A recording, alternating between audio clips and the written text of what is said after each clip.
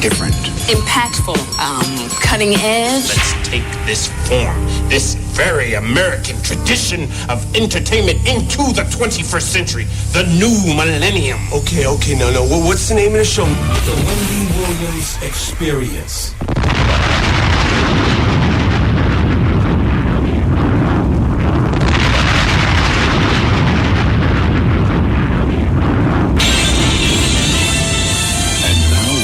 To bring you our feature presentation. Ladies and gentlemen, what you're here are about to witness the greatest queen of all time. Okay, party people in the house. Turn it up, yo. Turn it up. This is it. Allow me to reintroduce this queen. From west to east. Just better get it right. Y'all know the name. Wendy Williams. Been in this game for a while. I hate the crack. Ain't nobody. Hey, this phenomenal. Like the queen. Right here. Who the world is this? With so much drama. From yo block to yo block. I heard of the number one female. Been doing this for years. Every barbershop, beauty salon. Who the world is this? With so much Again and again. Wendy Williams, bringing your name up. A lot of you haters scared to death. She at it again. Wendy Williams. She in it to win. Wendy Williams. She back and she staying. Wendy Williams. The ain't playing. I like to present you the winner of the Gangsters of the Year award. Once again. Yeah. Well, all right. How you doing? Hey, everybody, welcome to the show. It's Friday. The weekend is here, and I am feeling great. You can't believe who got liposuction. When I tell you, some of you will say, okay, we already heard about that. But most of you will say, oh, my goodness, that person is so young. And we thought that was all natural. No. Oh, no. Okay, so we'll talk about the celebrity who got the liposuction. We'll talk about Naomi Campbell, Eddie Murphy, Brian Austin Green. I know. I'm taking you back with that one, right? Brian Austin Green. We'll talk about, the good stuff coming on this weekend, including the Oscars and a bunch of other stuff. We'll talk about the Boondocks. Eva Mendes is in the newspaper. We'll talk about that. The phone lines are always open for you, my radio friends, my radio familia. 866-GET-WENDY. It is what it is, everybody. And it's also Friday, so at this point, does it really matter?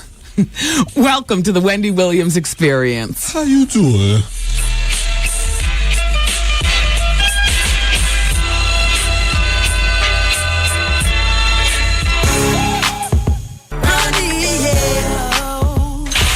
This is Busy Bone from Bone Thugs and Harmony. Hey, yo, what's up with y'all? Y'all know how I get it cracking. This your boy, Shook the Shocker. Yo, check it out. It's Mr. X to the Z Exhibit, and you are now listening to the Wendy Williams Experience. This is Daddy's. Wendy's got the heat. Wendy's got the heat. The heat. Bang once more. The heat. Yo, I smile up in your face, no, I'm plotting instead. Yo, this is never enough. Yo, did you catch this flashback? The people at Air America sent a bottle of Hennessy. Shout out to Ed. Thank you, Ed. The killer.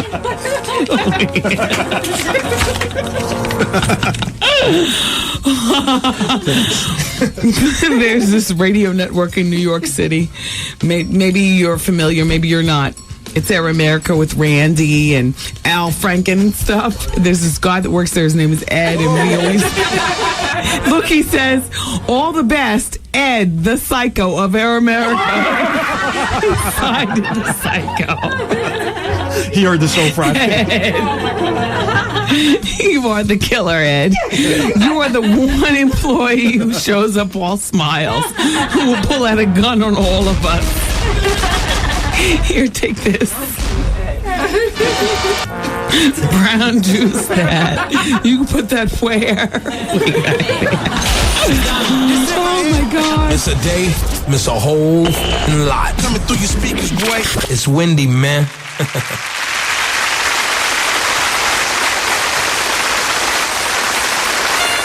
Ladies and gentlemen, it is with great honor and distinction that I introduce to you the queen of all media, Wendy Williams. Today I feel like two queens. I'm half Wendy and half Ritz. Well, who are you? Well, right now I'm Wendy. A few moments ago I was Wendy interviewing Ritz, which means that I sat in my seat as Wendy and I asked the question. Then I went into Steve Lindsay in the pink room with hair and makeup, and he colored up my face real nice, a beautiful shade of... Is this Tyson Beckford Brown? Yes, that's Ritz. My girl Ritz, she's 5'6". She's Tyson Beckford Brown, and she is, truth be told, she thinks she's the reigning queen of what's all popping on the airwaves. But, you know, I whatever. I've been there also, you know, like when you read about her in the book. And so I interviewed her today, and, among other things, she told me that I look refreshed, that I just had an eye job.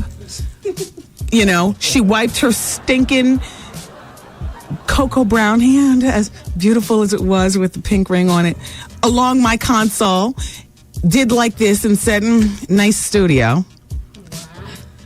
Yeah, exactly. I mean, just a mess. So now Bill Bellamy is supposed to come in later on today, who Bill's been on the show so many times. My face is the mocha of Ritz. The rest of me is Wendy. My hair is half up and half down and all snarled. It's the Wendy hair. The Ritz hair is put away. I feel a mess. Anyway, you guys, yeah, that's Ritz Harper. She's the main character in my novel series that the first novel, the Ritz Harper novel, will be out June 20th of 2006.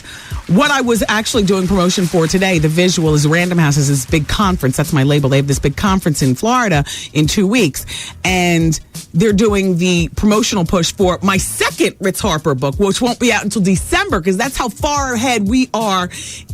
That's my writer, Karen Hunter, putting foot in my ass, and we get it together. Karen is like, she's just a joy to work with. Thank you, Karen. And I will call you over the weekend, because we must get together. You're absolutely right. I got your message. All right, so what's up with you good people? Can I just tell you something without you all barking on me? Because I didn't do this. Super producer Taryn and that no good Trev Hollywood, chief of production, these two work together in tandem, and they're as thick as thieves. I had no idea that they did this, but it turns out they located another Whitney Houston remix from the Olympics, another song that she sang.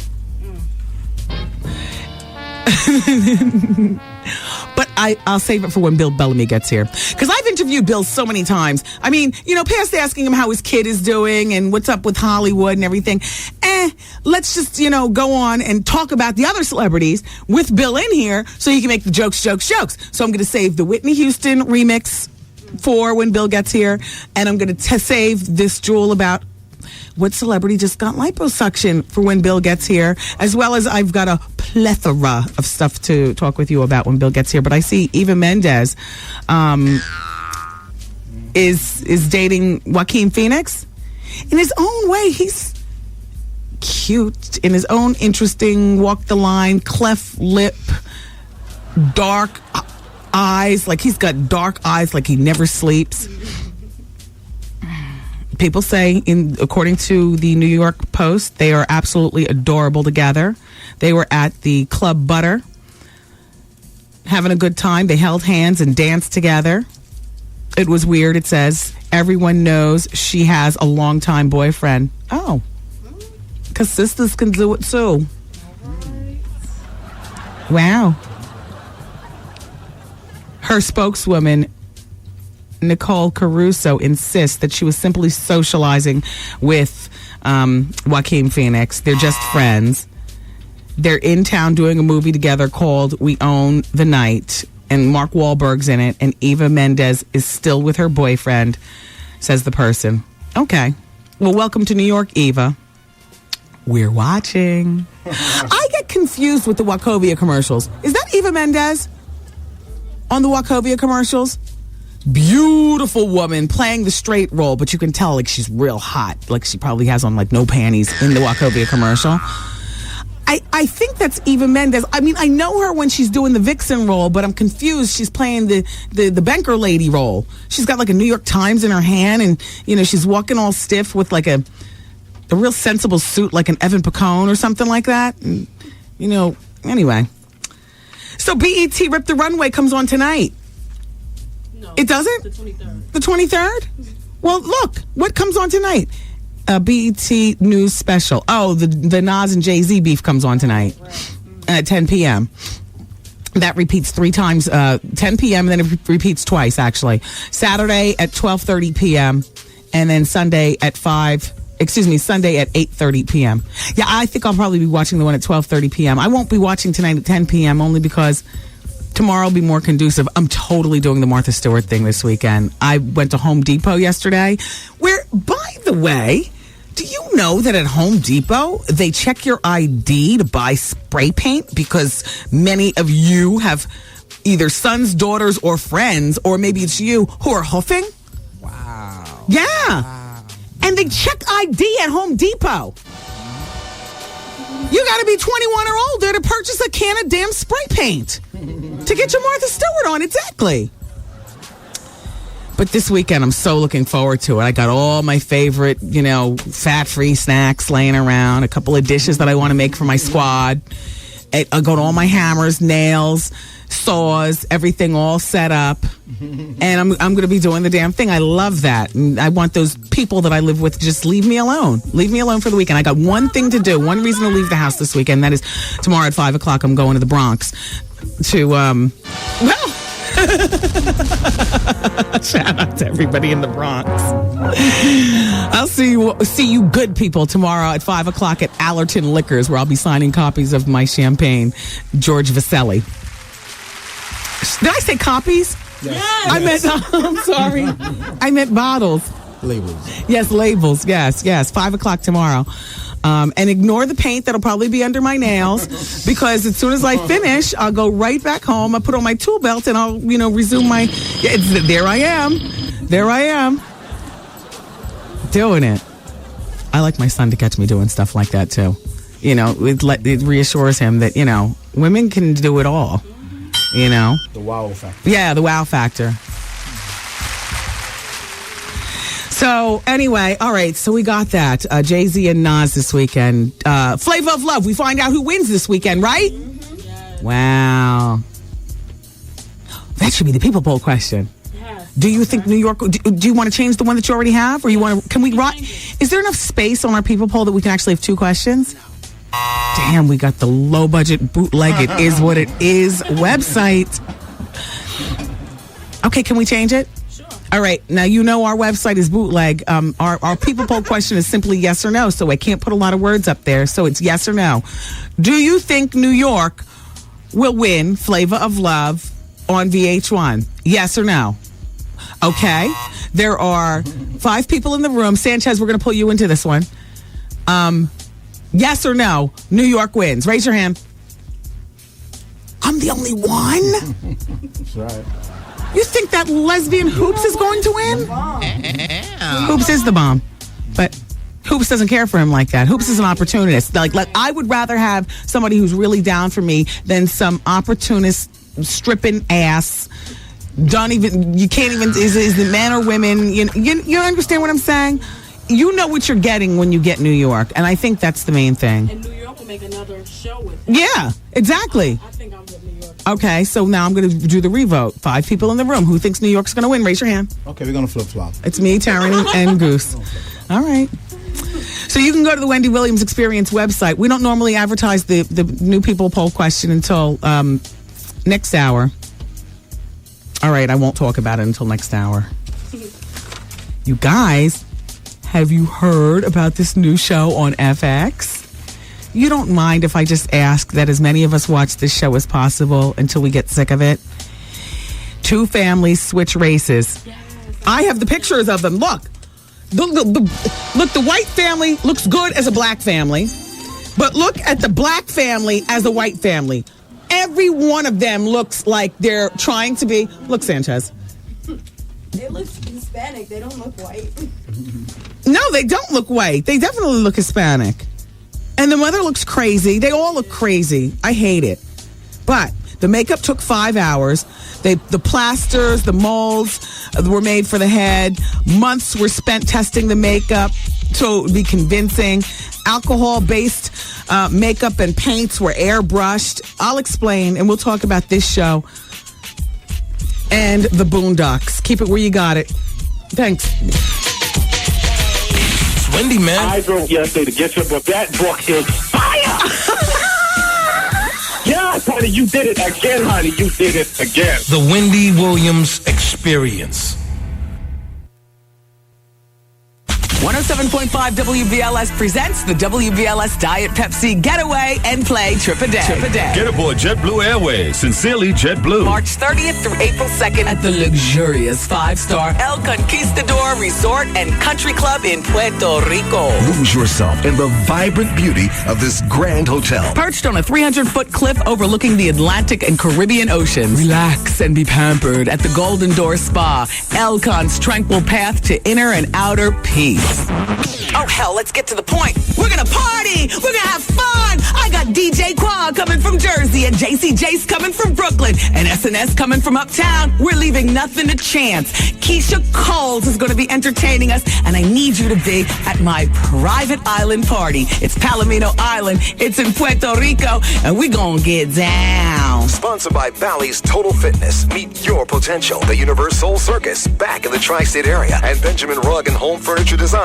in Secaucus, New Jersey. So listen to the Steve Harvey Morning Show each weekday morning at 7:15 a.m. He's going to tell you the next time you can call in and win. Be the correct caller and pack your bags for the WBLS Getaway and Plane Trip a Day to the El Conquistador Resort in Puerto Rico. Or call Sheer Travel 1-888-212-4534 and book your trip to join us. It's the WBLS Trip a Day Getaway. Courtesy of Diet Pepsi. Light, crisp, refreshing. And the station giving you fun in the sun. 107.5 WBLS. WBLS and the New York City Department of Health encourage you to quit smoking. Call 311 for more information. Yeah, I got the Ghostface Camé song. And shout out to Ghostface. Don't forget his new CD is in stores March 28th. And don't forget he's going to be in Puerto Rico with us March 30th through April 2nd. We're staying at the luxurious 5-star El Conquistador Resort and Golden Spa and Country Club in Puerto Rico. I was just talking to my girlfriend Lisa Carnegie last night, and she was saying that the bathing suit shopping continues. And I was saying, I know what you mean. And so we both said it together. I said, well, you know the most important part? And we both said together, the sarong. I said, exactly. Yeah. So we'll see you guys in Puerto Rico. And if you haven't booked your trip, actually, we gave away a trip yesterday during our show, which means today. Oh, no, as a matter of fact, I know Jordan gave one away at 12:30. Yeah, I was in the bathroom this morning. I was listening to Steve say that Jordan has one at 12:30. Steve was out in the field today. Steve is out in the field a lot. He must have like some serious frequent flyer miles logged.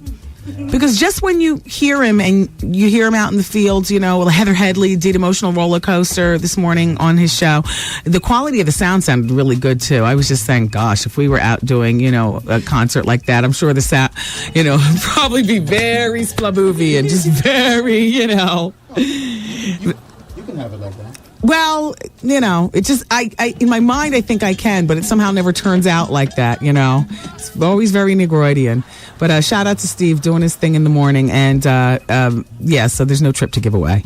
So just, if you want to come, I'll give you the telephone number, 888-212-4534. Sheer Travel is booking the trips. They're more affordable than you thought, more affordable than I thought. SHEER, Sheer Travel. We're going to Puerto Rico. Like I said, it's March 30th through April 2nd. It's our chance to be closer than we are right now. And I'll be doing the broadcast live from around the pool 2 days in a row. We're going to be partying and drinking. I hope that doesn't offend you for me saying that. But we're going to be partying. We're going to be having our drinks. We're going to be having our fun. So Yeah, so I'll see you in Puerto Rico. Oh, and Tyler Perry's back with Medea Goes to Jail at the Beacon Theater. He's doing it big also. As Ray J would say. Doing it real big. May 9th through May 14th at the Beacon Theater. Tyler Perry, he's going to be breezing through town at the Beacon Theater, so make sure you get your tickets now. And that's a reminder from your radio station. Okay, we got a bunch of people on hold. Let's see. Online number 2, it's Donnie. He wants to talk about the guy that called that can't get a job after 9/11. And Danny is 32. Hi, Danny. Hello. Hey, Danny, it's Wendy. Hey, Miss Wendy, how you doing? Oh, all right. Listen, I wanted to give you a quick comment because I know several days ago you had 2 guys calling complaining that after 9/11 they couldn't find jobs. Right. The gut system this, system that. Right. Okay, let's get one thing straight. I used to work at the visitors desk of the World Trade, so I was in that building when the first plane hit at 8:45. Wow. And ever since then, I have been working on my own 2 feet. And right now, thank God, I have a job that pays me exactly what I used to make, if not more, when I was at the World Trade. Wow. So the moral of the story. For those who got to be, whining and complaining. That's just sad. Oh, wow. Sad. Thank you, Danny. Thank you. Line number 3 is Lene. She's 35. She's not there? No, me calling. But you know what she says? It says on the computer, she says, she wants me to know that that's not Eva Mendes in the Wachovia commercial. Well, that's a pretty woman. I mean, she deserves to do more than just commercials. I mean, she stands out at you. She looks like a hot... You know how you can tell the difference between a woman who just, lives her life in a bun and she's not that interesting, and a hot woman with a tight bun and a suit? Have you ever seen a Wachovia commercial? Mm-hmm. Goose, you've seen it? Yeah. It's a hot woman with a... Anyway, Sydney's on line number 6 in South Carolina, 20, wants to say that she heard that I'm pregnant by Bobby Brown. Sydney? Yes. The computer says wants to talk. She heard you got pregnant by Bobby Brown. Me? Yeah. Well, that's the word. I don't know what my husband's going to say. I mean, I'm going to have to wait until the baby comes out and then take a DNA test. And I don't know what Whitney's going to say. Oh, that's what I heard. Yeah. But I heard on another radio station. It was on this station, but it was at another time of the day. Yeah, that I got pregnant. Yeah. Yeah. It happened the night of Dons and Divas. We just had the best time. My husband turned his back on me for a moment, and Whitney was nowhere in town. And me and Bobby were both just drinking that Vaselli, the platinum label, which will do you in after 2 glasses. And, the moral of the story is, yeah, keep your pants on unless you want more kids, because that damn Bobby Brown sure is fertile. So I don't know what I'm going to do. I mean, I'm going to have the baby. Sydney. Well, you know who the baby daddy is when the baby's born. All right, Sydney. Thanks for calling. Uh-huh. Bye-bye. Chat, line number 7 is Kaleem. He's 43. He's gone. Okay. Line number 4? No. You call him. Okay. Tanya? 1 and 5. Okay.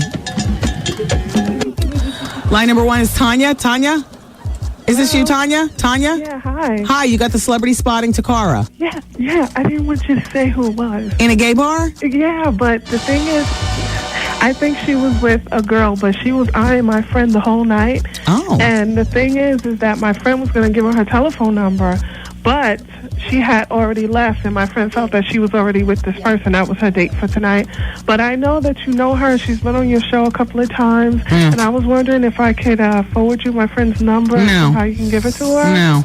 Oh, no. I'm not a matchmaking service. I don't even like to set you all up with each other. So many times, you guys ask me, can I do a dating game? Yeah, but it was such a connection. If you were there, you would have been like, okay, it's really something, It was such a connection between them. But my friend didn't get a chance to really approach her because there was so many other people. Then that wasn't a connection. Surrounding her and talking to her. So she was there with someone anyway. She had a date anyway. Well, you don't know that it was a date.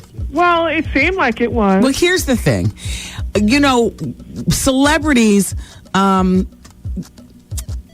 Takara has a large or should I say a diverse audience. You know what I'm saying? Takara needs to be working the lesbian club circuit, because that's her audience, as well as the straight club circuit and so on and so forth. Yeah. I don't know of Takara being gay. I can say this.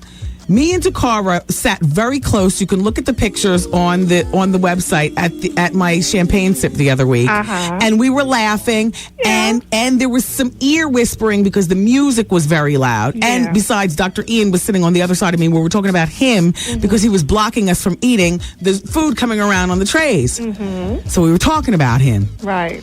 But no, I don't know of that. But I mean, well, actually, when I saw her there, I was very surprised. Like, I know a lot of celebrities that go to these clubs, and they are. I've been around them. But there are some that aren't. Yeah, but what's Tyson the purpose? Beckford wouldn't be one like, of them. why would you even be there? And the person that she was with definitely is. So that is a fact. Well, here's the thing, though. I'm not. Yeah. It's the. All right. Well, maybe Takara's a big old dyke. You know what I mean? Hey, Takara, or maybe she was politicking. See, I think of like when you need people's votes to keep you in business. Yeah. You got to politic. Yeah. You got to go everywhere. Yeah. I mean, you see me in a lesbian club too. There, of all places. Well, because lesbians are people too. Yeah, that's true. Lesbians vote for America's Next Top Model, and they have an Arbitron book and beyond. Yeah. If you see me in a lesbian club, you might think I'm a lesbian too, I guess. Well, that would be nice if you were. A lesbian? Yeah. All right. Yes, that would be great. Too bad, right? Did you hear her voice? Yes. Damn. Wow. I think you would do well. I think so as a matter of too. fact, you would be a power lesbian, like one of those real rich, wealthy. You would be great. Forget it. Oh. Doing everything you ever wanted them to. Oh. Believe me. Wow. But I don't know. I'm going to visit this place again, and if I see her again, Tanya. I definitely will tell my friend to approach her. Thank you, Tanya. All right. Have a wonderful weekend. Bye-bye. Bye-bye. Hey, we have to continue. We have to continue with the break, everybody. Don't forget the place to be tomorrow if you're in the Bronx is Allerton Liquors. 5 o'clock. I'm going to be there signing bottles of the George Vasselli champagne. It's my pleasure to have a nice display at Allerton Liquors. They've carried my champagne now. They were I think the first, them and then Rochdale Liquors in Rochdale Winery in Queens, but they have it and then they sell out and then they quickly get it back in. So thank you, Allerton, for your support, and I'll see you guys tomorrow at 5 o'clock. Vaughn's coming up at 7 o'clock with The Quiet Storm. We've got Ghostface Camé right around the corner on 107.5 WBLS. Wendy Williams! Microphone check, 1, 2, 1, 2. Wendy Williams, experience.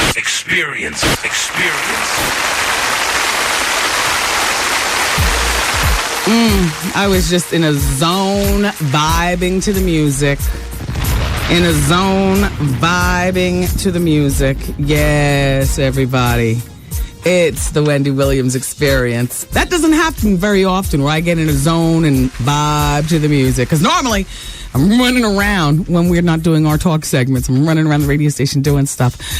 Okay, so Paul is on line number 2. He wants to talk about something I know nair about, American Idol. Hi, Paul. Hey, Wendy, how's it going? Let's talk about it. Yeah. I don't usually watch American Idol, but I heard about this girl from Mount Vernon, right? Okay. So I went to check her out, and she got voted off last night. Yeah, but everybody was talking about how arrogant she was. I do know that much. Oh, man, she was very, very arrogant. And then the thing, she even kept on with it, telling people, Clive Davis to call her. I heard that sound bite. Yeah.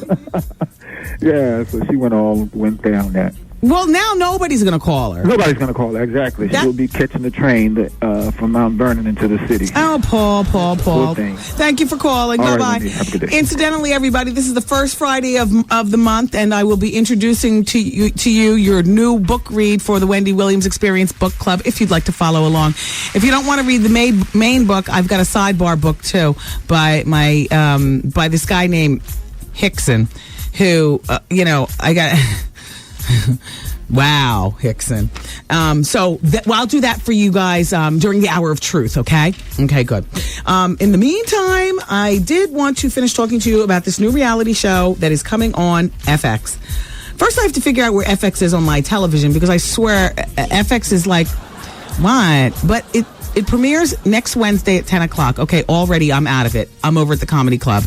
Every Wednesday. And then next Wednesday, I'm also participating in charity bowling with the New York Knicks. And I'm on Steve Madden, the shoes are. I'm on his bowling team.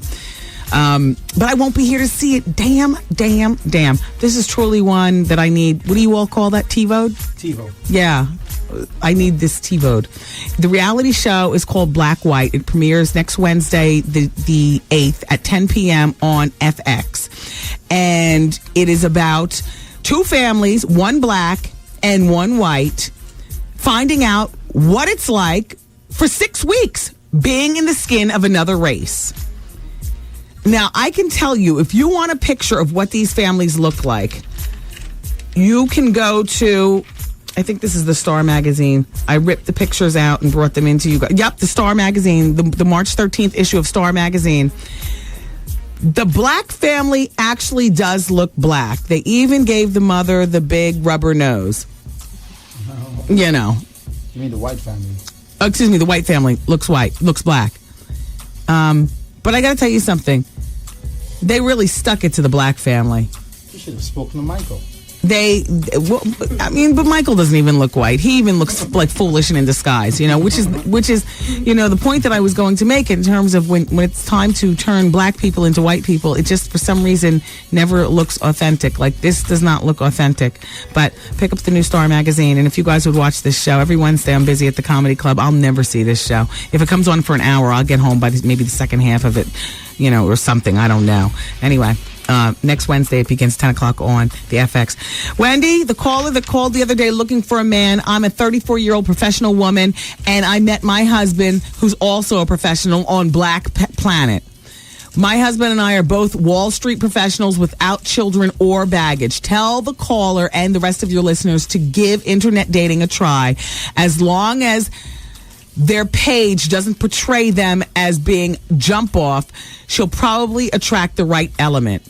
We met in March of 2003, got engaged in November of 2004, and were married. We were married in October 2005. I highly recommend internet dating. And this comes from a 34-year-old Wall Street professional woman. I don't think it all turns out, all hearts and flowers like this, but there is something to it. I always tell you guys, if I was a single woman, I would try internet dating. On Black Planet. Or one of our Girl Fridays. You met your boyfriend on Black Planet? Mm-hmm. How long have you guys been together? 2 years. Now, obviously, he's a decent man. I mean, you're a decent woman. You're a college girl. Mm-hmm. Doing your... NYT. He goes to MIT? NY. Oh, NYIT. Oh, whatever. It's like the difference between Harvard and Borough of Manhattan Community College. Which is no disrespect, because at least he's in school. But you teased me with MIT, and you know how I am about higher learning. Good school, my ears perk out till she said MIT. I was like, damn. Anyway, so I would try internet dating. That comes from Advice Hour the other day. Dear Wendy, please let E40 go. Oh, this was left over from the other day. The rest of us on the Come Up entertainers know that they are having a sit down with the queen of the radio. And when they do that, they should know that you can't smell a thing. And they wouldn't ask you so many times, smell me? Yeah, that's from, E40 was saying that, you all. And at one point I did say, no, I don't. And E40 didn't know what I was talking about, but you guys did. Everything was, you smell me, y'all smell me, y'all smell me. Here's one left over from E42, Pam from Yonkers. Yawn. I was so glad when the crickets were finally thrown on Mr. 40. Sorry, but Wendy, he was boring. I understand. I mean, he was boring to talk to, but I guess he's boring because we like the drama. And, he was here with his wife, and he seemed like a decent man. We don't like decency. How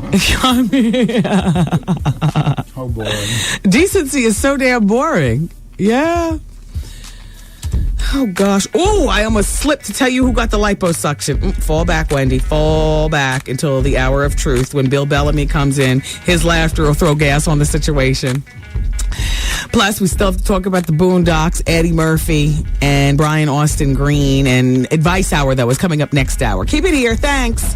Wendy, man. He's got caught twice with two different women who are saying that he's trying to get with them. I need to kick this dog to the curb, don't I? The Wendy Williams Experience.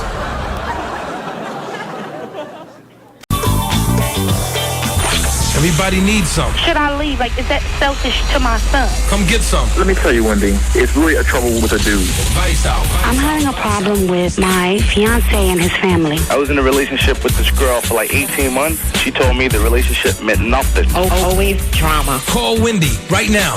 1-866-GET-WENDY. Fax Wendy at 866-WENDY-FAX. Wendy, can you give me advice on plastic surgery? Thank you, everyone. Don't forget, later on today, as a matter of fact, next hour, not only is Bill Bellamy coming to add comic relief, but we're also going to continue with the gossip. Bill will be in here laughing along with us and adding any Hollywood stuff that he happens to know. But next hour, I'm also going to introduce you to the new book for March for the Wendy Williams Experience Book Club. And I think you'll really enjoy the read. And thank you to whoever sent this to me regarding the lady from the Wachovia commercial.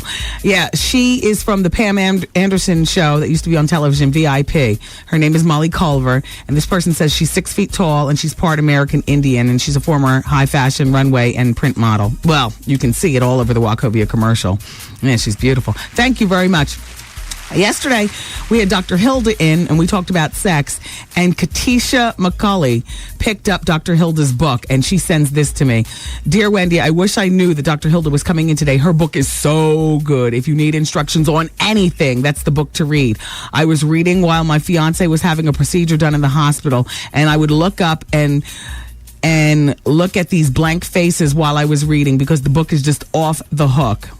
So the book that Dr. Hilda has out is called Pleasure for Women. It's how to, get the sex that you want, need, and deserve. Now it's time for Wendy's Medical Minute. And today I wanted to talk about drinking. First of all, the stats show 39% of Americans say that wine is the preferred alcohol drink. It's up from 27% of Americans back in 1992. Now, here's the deal with red wine specifically. There was a study done in Spain, and it showed, or it suggested, that red wine might play a role in the thinness of, for instance, French women, even though they have a very high-fat diet. What this study, how it was done, they took 15 rats. Now, look, you can take this study with a grain of salt, but they took 15 rats. One of the three, and they put them all on one of the following three diets: a moderate fat, a high fat, and a high fat plus red wine diet. In 8 weeks, they found that both groups on the high fat diets packed on lots of weight. But what they found is that the moderate fat rat group, who also they also applied the moderate fat group with red wine. Well, they found that group only gained half as much weight as the group that didn't have the wine.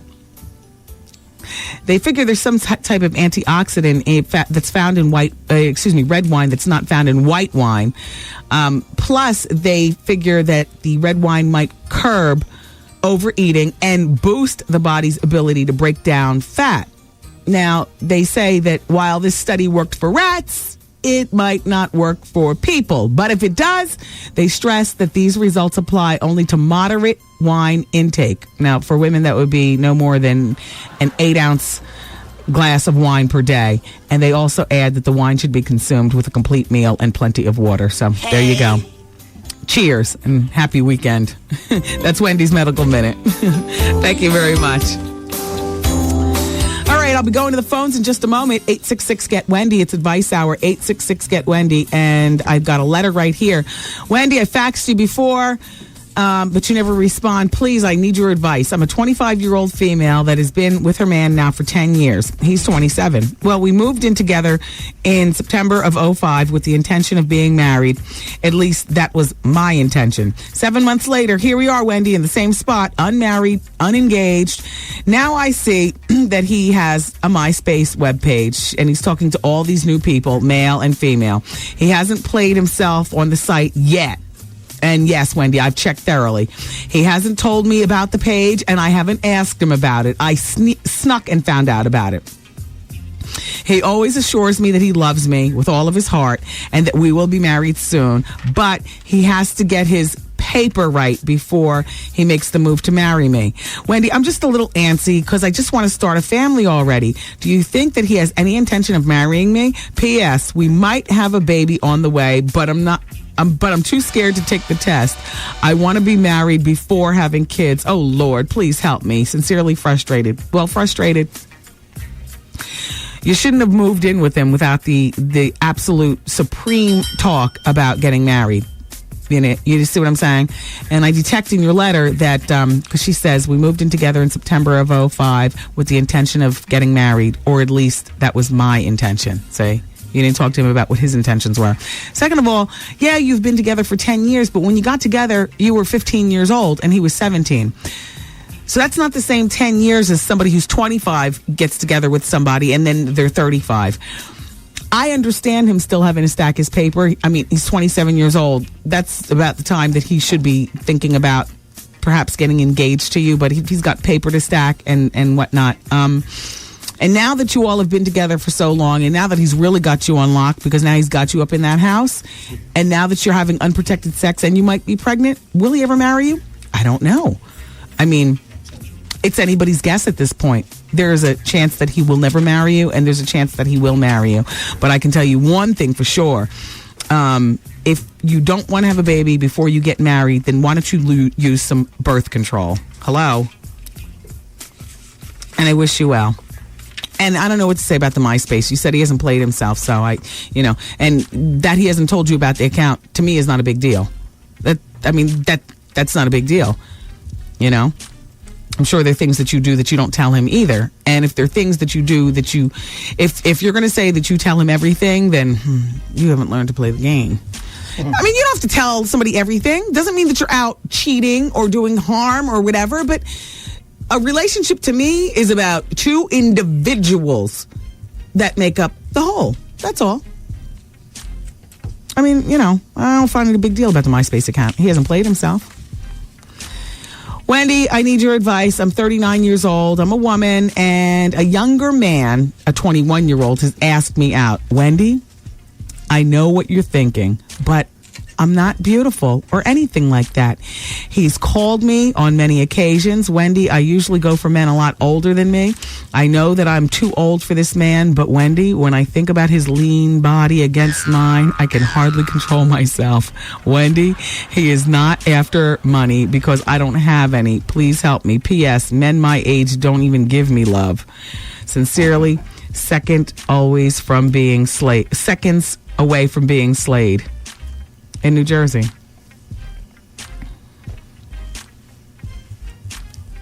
I mean, putting STDs out of my mind and the reckless, behavior that some people have, I say go for it. Stop doubting yourself. Use your protection and make sure that he's using his double protection. And, forget the slaying. I mean, why don't you go out on a date with him? I mean, go out on a real... All right, I'm just trying to dress this up. We are age appropriate, woman. You're 39 years old. I think you know what I'm trying to say. And bust one for me, too.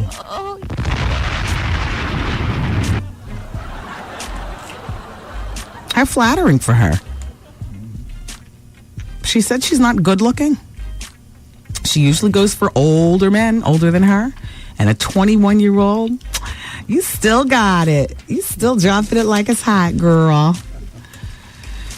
Okay, Crystal's on line number 3. She's 27 years old. She's been in a 3-year relationship, and she feels as though she's backseat to his life. He buys his baby's mom. He just bought his baby's mama a car, or he's about to buy her one. Hi, Crystal. Hello. How are you? Good. How old is his child? His child is 4 years old. Mm-hmm. And how long was he with the baby's mother? How long were they in a relationship? I don't know that. Well, you've been with him for 3 years. I mean, you never asked? No, I didn't. And so you've been with him for 3 years and you're 27. So what's your actual question to me? My question is I recently broke up with him because I felt like I was always taking the backseat to his daughter's mother. Yeah. And, I was trying to overlook it because, he got to look out for his daughter and everything. Right. So, lately it's been, we only go out anywhere until I fuss. When I fuss, we go somewhere. Okay. So recently I asked him, why don't we go somewhere? And he was like, nah, that's too much money. $100 a ticket, that's too much money. Right. But then I don't know if it was an accident or what, but he slipped up and told me that he bought his daughter's mother a car because she didn't have a car and he didn't want his daughter out in that cold weather, this, I that, understand. and the other. I understand that part. I understand, why he would buy his daughter's mother a car. And it's not necessarily about them sleeping together or having an inappropriate relationship behind your back, but he's got a 4-year-old and she's got to be, the baby's mother is a byproduct of whatever he does for the mother. If he moves her into an apartment in a safer neighborhood, if he buys her a car. And you know what? You don't have children, right, Crystal? Yes, I do. How old They're are you? 6 months apart. My son he's going to be 5 soon. Yeah. If your son's father bought you a car, you would, of course, gladly accept it, right? I probably would have, yes. Yeah. And if he moved you to a safer neighborhood, you'd accept it? Honestly, if he moved... that's the thing. With my son's father, there's always something behind it. It's not just because he want to be nice. It's because he wants something out of it. But see, that's your drama. So you're used to putting that off on yourself. So therefore, you think there's something going on with his relationship. I'll tell you what. This guy very well might have a legitimately non-sexual relationship with his baby's mother, but the idea that you want more attention paid to you and you want to do things and you can only do things without him, I don't even know why you've been in this relationship for 3 years. It sounds to me like you're settling. Like you want more and you can't get more, so you broke up with him, so keep it a permanent breakup. I wish you well in your new life. Take care, Crystal. Bye-bye. Bye. All right, line number 4 is O. New caller. Okay, line number 1 is Johnny, and he has a question about DNA. Johnny, go ahead. Okay, I'm like 21, right? Mm-hmm. And my mother told me all my life that she was raped by her uncle, which is my great uncle, and that means that he's my father. So every time I ask her about DNA tests, just for my own, so I can know the truth myself, okay, she always tends to change the subject, or she's like, I don't think that's a good idea because I don't want, you to cause any mess with the family. Okay, freeze. I got it for you. Okay. Where does your uncle live? He lives in the same town as I do. Perfect. Do you ever go over to his house? I do sometimes. You're going to make it your business to go over there this weekend. Listen to me. Listen closely. Turn the music off, Goose. Okay. Johnny. Yeah. We have a hookup with a DNA expert if you want to really find out. Okay. He will be on the show next Wednesday. His name is David Vitale. Okay. You live in Connecticut. You can make it to Manhattan, can't you? Yeah. Okay. He'll be here by 4 o'clock Wednesday afternoon. Okay. You get here as early as you need to. I know you'll probably be taking a train or something like that from Connecticut. Mm-hmm. Okay. You jump on that train. I need you here by 4 o'clock. Okay. Now, if you get here at 2 o'clock, you'll just sit and you'll wait until then. Okay. This is what I need you to bring me, okay? Mm-hmm. I need you to bring me your uncle's toothbrush. Okay. Are you listening closely? Yeah. Mm-hmm. I need you to also bring me... Oh, boy. Does he have natural hair? Yeah. Okay. I need you to bring me bring a ball of his hair. Okay. Just because I'm not the expert, I don't know what David needs, but I clearly remember him saying a toothbrush. Okay. You hear what I'm saying? Mm-hmm. You're going to bring us your toothbrush, or actually he's going to swab the inside of your mouth, but hell, bring your toothbrush also. Okay. So bring his toothbrush when I come and some of his hair or whatever. That's right. And, okay. And listen, and if you can't bring the hair, then I think the toothbrush will do it. Okay. All right. All right. Bring as much stuff as you possibly can that would have his DNA on it. Okay. If he smokes cigarettes, bring us the butt, because that'll have some of his lip juice. Okay. You see? Listen, bring one of his winter gloves. His DNA will be all on the inside. Okay. Gather as much stuff as possible. Put it in a Ziploc bag. All right. And then bring your toothbrush just for the hell of it. Okay. And then he'll probably take you in the other room and swab up the inside of your mouth and stuff. Okay. Now, you won't get the results to this DNA test right away. Okay. I think David Vitale told me it takes like 3 weeks. Mm-hmm. But when you come to the show on next Wednesday, then we will have you come back in a few weeks when David comes back, and we'll give you the results, okay? All right, Wendy. I mean, if you really want to know. Yeah, I do. I really do. Okay. I really do. Listen. I'm at 3 Park Avenue. Okay. At the corner of 34th Street. Okay. On the 41st floor. Okay. Right down the street from Grand Central Station. Okay. And I'll see you next Wednesday by 4 o'clock. Okay. All right. Thanks so much, Wendy. Take care. Okay, bye-bye. Bye-bye. It's Wendy, man. This show is crazy. Just make sure it stays broadcast right here because it's crazy. Everybody I know loves it, even my mother. The Wendy Williams Experience. 107.5 WBLS presents the WBLS Diet Pepsi Getaway and Play Trip a Day. Hey, all you golfers out there, we got a special golfers package for 4 at a very special rate. Check this out. Join us on the 72-par Arthur Hill Golf Course with a stunning ocean view of Puerto Rico for the Steve Harvey Celebrity Charity Golf Classic. Presented by the Green Magazine, Tyler Perry's Medea Goes to Jail, and Washington Mutual JDC Home Loan Centers. Get aboard JetBlue Airways. Sincerely, JetBlue. March 30th through April 2nd at the luxurious 5-star El Conquistador Resort and Country Club in Puerto Rico, man. Lose yourself in the vibrant beauty of this grand hotel, perched on a 300-foot cliff overlooking the Atlantic and Caribbean Oceans. Relax and be pampered at the Golden Door Spa, El Con's tranquil path to inner and outer peace. Listen to the Steve Harvey Morning Show each weekday morning at 7:15 a.m. He'll let you know when to call in to win. Be the correct caller and pack your bags. For the WBLS Getaway and Play Trip a Day to the El Conquistador Resort in Puerto Rico. Or call Sheer Travel at 1-888-212-4534 to book your trip. And don't forget to ask about the special golfers package for 4 for the Steve Harvey Celebrity Charity Golf Classic presented by the Green Magazine. Tyler Perry's Medea Goes to Jail back at the Beacon Theater May 9th through the 14th, and Washington Mutual JTC Home Loan Centers. Come on, y'all, let's go to Puerto Rico. The WBLS Trip a Day Getaway, courtesy of Diet Pepsi, light, crisp, refreshing, and the station giving you fun in the sun. 107.5 WBLS. Today's R&B and Classic Soul. It's 26 minutes after 3 o'clock. It's Advice Hour here on the Wendy Williams Experience. I want to get to line number 6 because Annette is 46, and I see Annette is she's being forced out of city housing. Wow, I would have loved to have talked to you, Annette. Let's go to line 5. Denise is there. She's from Queens. Denise. Hi. Your 10-year-old son is attracted to me? Yes, let me tell you. I had bought he saw the Sister to Sister magazine with you and Bobby Brown and all that on there. Mm-hmm. But why was he staring at me? And I'm like, what are you doing? Because first of all, I'm wondering why he's reading my magazine. Because Sister to Sister magazine. Okay. But he goes, Mommy, she said that's Wendy Williams. I was like, yeah. And he goes, she's pretty, Yeah. He was attractive. Yeah. But a couple other things. Uh-oh. He's going through this puberty thing, and in his sleep, I be catching him touches himself. I don't know what to do about that. Oh, well, that's normal. Yeah, I think that's normal. At 10? Yeah, that's normal. He's a tweenie. They're first they're little kids, then before they're teenagers, there's this window that's a tweenie, which is almost like a teen, but still a little kid. Only they don't want to be reminded of it. And a tweenie is about 9.5 to 12. Right.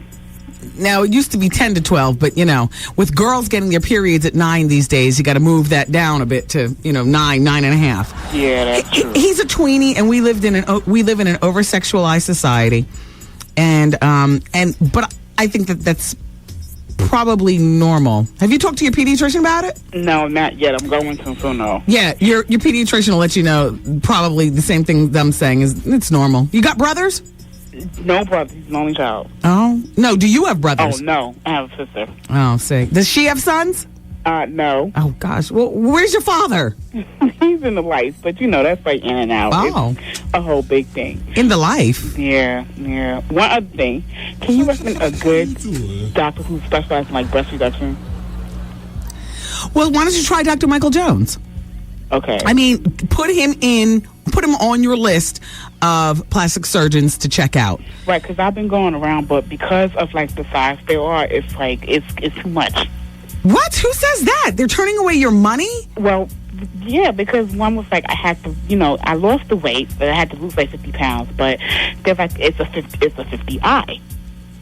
You have a 50I breast measurement? Yes. Are you out of your wow? So okay, wait, hold on. Because you lost weight. How much do you weigh? I was in like the high 300s at one point. Now I'm like the mid 2s. The mid 2s. Right. Wow. What? Wow. But I like everything. Like my stomach's gone down. Legs. Yeah, congrats. The breast will not budge. Well, you know what? Even if you did lose weight in them, they'd be like saggy, deflated bags. Right. And you might need a reduction anyway, or at least a tightening up. That's what I would think. But, I don't know, I went to a couple of doctors. I'm just trying to find a really good one just to do it and get it over with. Yeah. Well, put Dr. Michael Jones on your list. Okay. That's Kathleen Trigg from the UPN 9 News husband. They are a power couple here in the tri-state area. Okay. She's the reporter. He's the surgeon. And you'll call directory assistance for his telephone number, or you can keep listening to the radio station. We play his commercial. Okay. I know Dr. Michael Jones. And from what I've seen, he does fine work. His office is in Manhattan. Mm-hmm. So give his office a ring and schedule your consultation. Okay. And I wish you well. Thank you. All right, take care. All right. And tell your son I said, all right. And tell your father I said, how you doing? Who's coming to Puerto Rico? 888-212-4534. Book your trip and let's travel March 30th to April 2nd. It's going to be a lot of fun. Also, a reminder, WBLS welcomes Plantanos and Collard Greens back to the Florence Gould Hall, 59th Street between Park and Madison Avenue. Plantanos and Collard Greens. My own Trev Hollywood saw it and he said he loved it. And he's not even a play kind of dude. It talks about the love between black people and Latino people. And it's playing this Saturday, March 4th, Saturday, March 11th, Saturday, March 18th, rather, and Saturday, March 25th. Go see Plantanos and Collard Greens. It'll make you laugh, cry, and holla at the Florence Gould Hall here in Manhattan. Call the box office for ticket information. Oh, Annette's back on. She's on line number 1. Annette is 46. She's getting kicked out of city housing. Annette? Yeah, hi. Hi, what's going on? Okay, the thing is that I've been in city house. I've been here in this apartment for 17 years, right? All of a sudden, it's not all of a sudden. This has been going on for the past 3 years. I was with my husband. It was abusive, right? Mm-hmm. I got him out of my apartment finally. It was a lot of ruckus going on. I guess the neighbors didn't like it, so forth.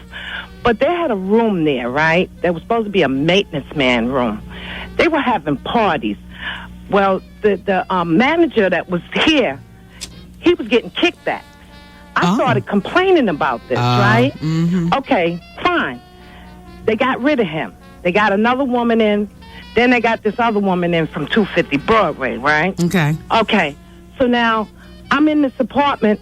All of a sudden, I start feeling this stuff being sprayed on me. And what? I'm like, what's going on? Yeah, it's being sprayed on me. So they tried to make me think it was the neighbors, right? So I was going upstairs to the neighbors, what's going on? What's going on? And they don't know what's going on. So then I stopped and I said, let me take inventory. And I started watching around. And wait, when you say stuff sprayed on you, you mean it's like a fine mist. Yeah, but you're saying you were in your apartment and you felt it, or you were outside walking? No, ma'am. I'm in my apartment. This is going on in my apartment. Wow. They even have people come up to my windows and spray things. I'm in a 4-bedroom, 6-room apartment. Okay? Now, the thing I was telling you about with my husband, abusive relationship with my husband, it was like my kids were removed temporarily. They want to give me a 1-bedroom. I can't get my kids back with a 1-bedroom. So they want me out. no matter how. And then with that thing with Diaz, when I got them to notice that thing with that party room, they definitely want me out. Now, this guy that's named Napoleon, he's got more, like, little rooms like that where he has parties. Okay, so he's getting kickbacks. $600. This woman, I got her on videotape saying she paid $600 for a party there. You know how much they can get every Friday and Saturday night? $600 a while? Yeah. And they kicking this money to each other. But the thing is, I don't care about that now. What I care about is this stuff that they're spraying on me. It has. You ever hear somebody say, "Oh, they got it's an old person apartment. It smells like old people apartment." Yes. Well, that's what this stuff smells like, and this stuff makes you feel sick. Can I ask you something? Yeah, sure. Through what hole in your ceiling are they spraying stuff It's on not, you? You know what? It's through the cracks. Of Through the crack- ceiling? I'm on the, let me make you understand. Okay. I'm on the ground floor. Okay. I'm in a walk-up. I'm in, because it would sound crazy. Yeah. I'm in a walk-up apartment. So they walk to the window. They spray things. They have people following me now just to see if I'm going to tell about what Okay, let me just ask you something. They're kicking you out, but aren't you ready to leave there anyway and make a fresh start someplace else? Well, I mean, where am I going to go, Wendy? I don't. Where am I going to go? Listen. Okay. Understand what I'm saying. Okay. I'm trying to fight for my children at this time. I understand. They bringing up all kinds of false allegations against me about rent. I pay my rent every month. I lost my 2 brothers and my father, back to back. Wow. And matter of fact, you probably know my brother, Gene Anthony Ray from Fame. Oh, yeah. Okay? And, this has been an ongoing problem. And they think they can just do this to me. And I'm not. I can't have them doing this to me. I can't get nobody to hear me. I done went to the 311. Have you gone to city houses? Legal aid? Yes, ma'am. I went to them also. But you know what? That's a conflict of interest. Think about it. That's the city versus the city. That's true. Can I ask you something? Because you're 46 years old. You have a lot of fire in your voice right now. Do you work? No, ma'am. I have cancer. Oh, I'm sorry. I didn't know that. Now, okay. So now your cancer is preventing you from working, or your cancer is in remission, or you're still going through where are you with the cancer treatment? Okay. My cancer was in remission, but from this stuff being sprayed on me. Yeah, I believe it. I believe it came back. Yeah. Okay, thank you. I believe it came back, and now I got to go back to the doctor again. Okay, and, I have to get ready to get off the phone. Do you have a final question? Because I've heard a lot of stories. How old are your children? Okay, my sons now are 12 and 14. I had one of my sons came on the weekend, right? They even, I had one of my sons come on the weekend. I had to take him to the hospital because the stuff burnt him, burnt his skin. This doesn't sound right. It sounds to me like somebody's supposed to be doing something. I mean, if it makes you feel better because you called me and you were able to sound off, that's terrific. That's what I tried to get in touch with Debbie Allen. I tried to get in touch with, Irene Carr. I tried to get in touch with my brother's old, working people. Okay. And that's like a, No, what you need to do is get in touch with somebody legal, like stop the phone calls to like private citizens, because... No, I've been calling. I called the DEP or DEA. I call them. I call 311. I have what you call these numbers, these reference numbers. Okay, hang on. If somebody can get to me, if you just fax me or phone, my email's also back working. If somebody can get in touch with me and tell me what I should tell this woman to do, and that I will communicate with you through the radio. There are a lot of different issues going on, and I'm sorry to hear about all of them, particularly the one with you having cancer, because that is preventing you from actually working. And wow. All right, Annette, keep listening, okay? All right. Definitely will. Thank you. Thank you. All right. And hopefully somebody will be helpful to help out. Yeah, that was a big package right there. All right, you guys, we're going to continue with the break and advice hour here on the Wendy Williams Experience, 107.5 WBLS.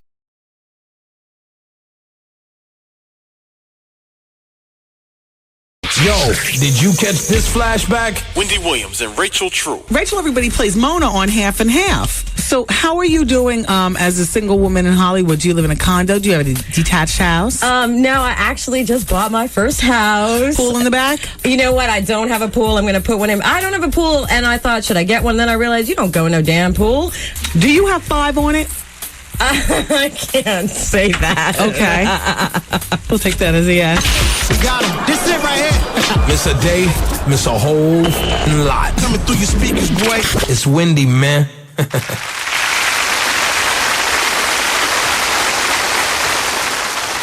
Yeah, everybody.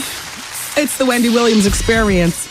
And in the beginning of the show, when we talked a bit about Flavor of Love, and that's one of our must-see TV moments this weekend.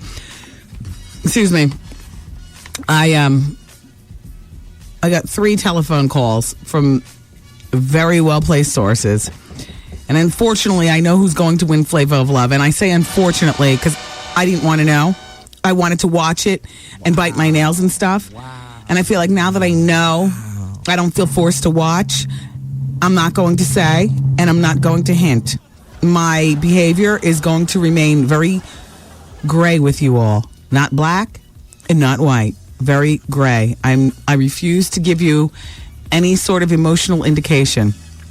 But I will, despite knowing who's going to win, be there on Sunday night to see how it all goes down. Because part of the main reason why I wanted to be there is to, see the reactions from both girls and see Flav's reaction and see, if he's going to slob her down or, take her upstairs to his bedroom or, you know what I mean? I'll be there though. Sunday night Eastern time. What is it, 10 o'clock? Yeah. Flavor of Love. I will be there. So, it's still Advice Hour, and it's time for the People Poll question. Yesterday's question is, are you happy with your sex life? 40% of you said yes, and 60% of you said no. Wow. Exactly, World. By the way, World, did you hear that Shine changed his name? He's going to take out a big article in the newspaper, or a big, advertisement in the newspaper announcing that he's changed his name. Well, so he changed his... That's exactly what I thought when I heard, okay.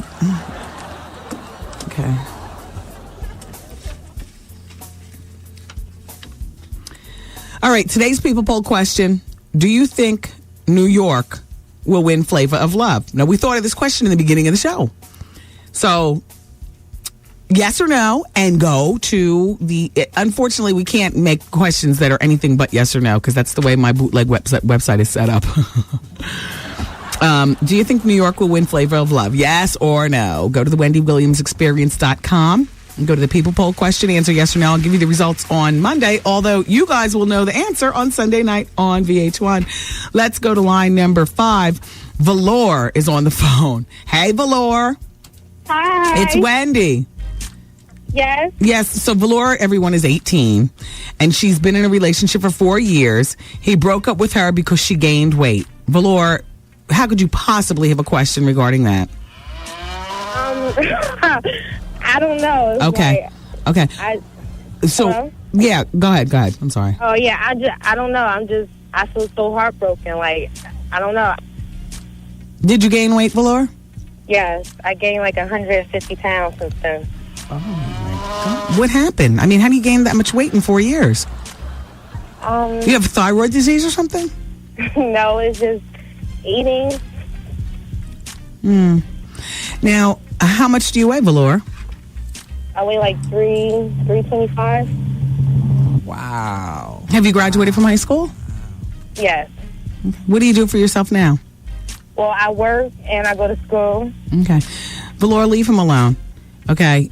It's enough that, because a person doesn't gain 100 pounds, 150 pounds in 4 years without having some deep emotional issues. Without him. The man is a sidebar to this whole thing. You've got issues, but don't we all?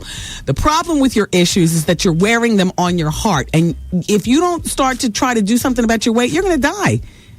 Right. Soon. Like you might not make it to your 25th birthday. Right, and that's exactly what my mother said. Yes, Valor. Forget the man. This is about you. You know, you have two different music beds playing, Goose. Valor, this is about you, not him. Leave him alone. All right, thank you so much, Wendy. Hello, Valor? Yes. You need a good weight loss program. Right, yeah. My aunt's been trying to get me on LA. Yeah. Like 50 pounds. But you know what? Whether it's LA weight loss or whether it's, you know, some medically induced thing that maybe your doctor recommends or whatever, but Valor, you are morbidly obese. Right. And not for nothing, I'd break up with you too. I mean, I'm being real. 150 pounds, you gained a whole nother person. But girl, the good news is that you're only 18 years old. And your body has tremendous snapback. It's not like gaining 150 pounds and being 28 or 38. You're 18. You can lose that weight and be beautiful and still be young and healthy and snap back, and you won't have the hanging skin like an old broad like me. You know what I mean? Right. And while you're losing the weight, please focus on your career and making your money and about your independence.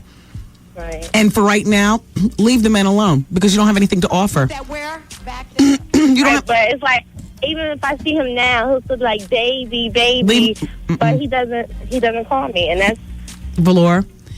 Leave the men alone. He's toying with your emotions, and you don't need that. And when I said you don't have anything to offer, what I mean is, you know, a relationship is about two relatively strong people who come together and form the super twins. Right. And right now, you know, your self-esteem is at an all-time low, and you're putting a lot into this relationship thing, which this weight thing is an issue. Are you planning on going back to school? Yes. Okay, so you might want to concentrate on that, so you can be the smartest Valor you possibly can be. Right. Yeah.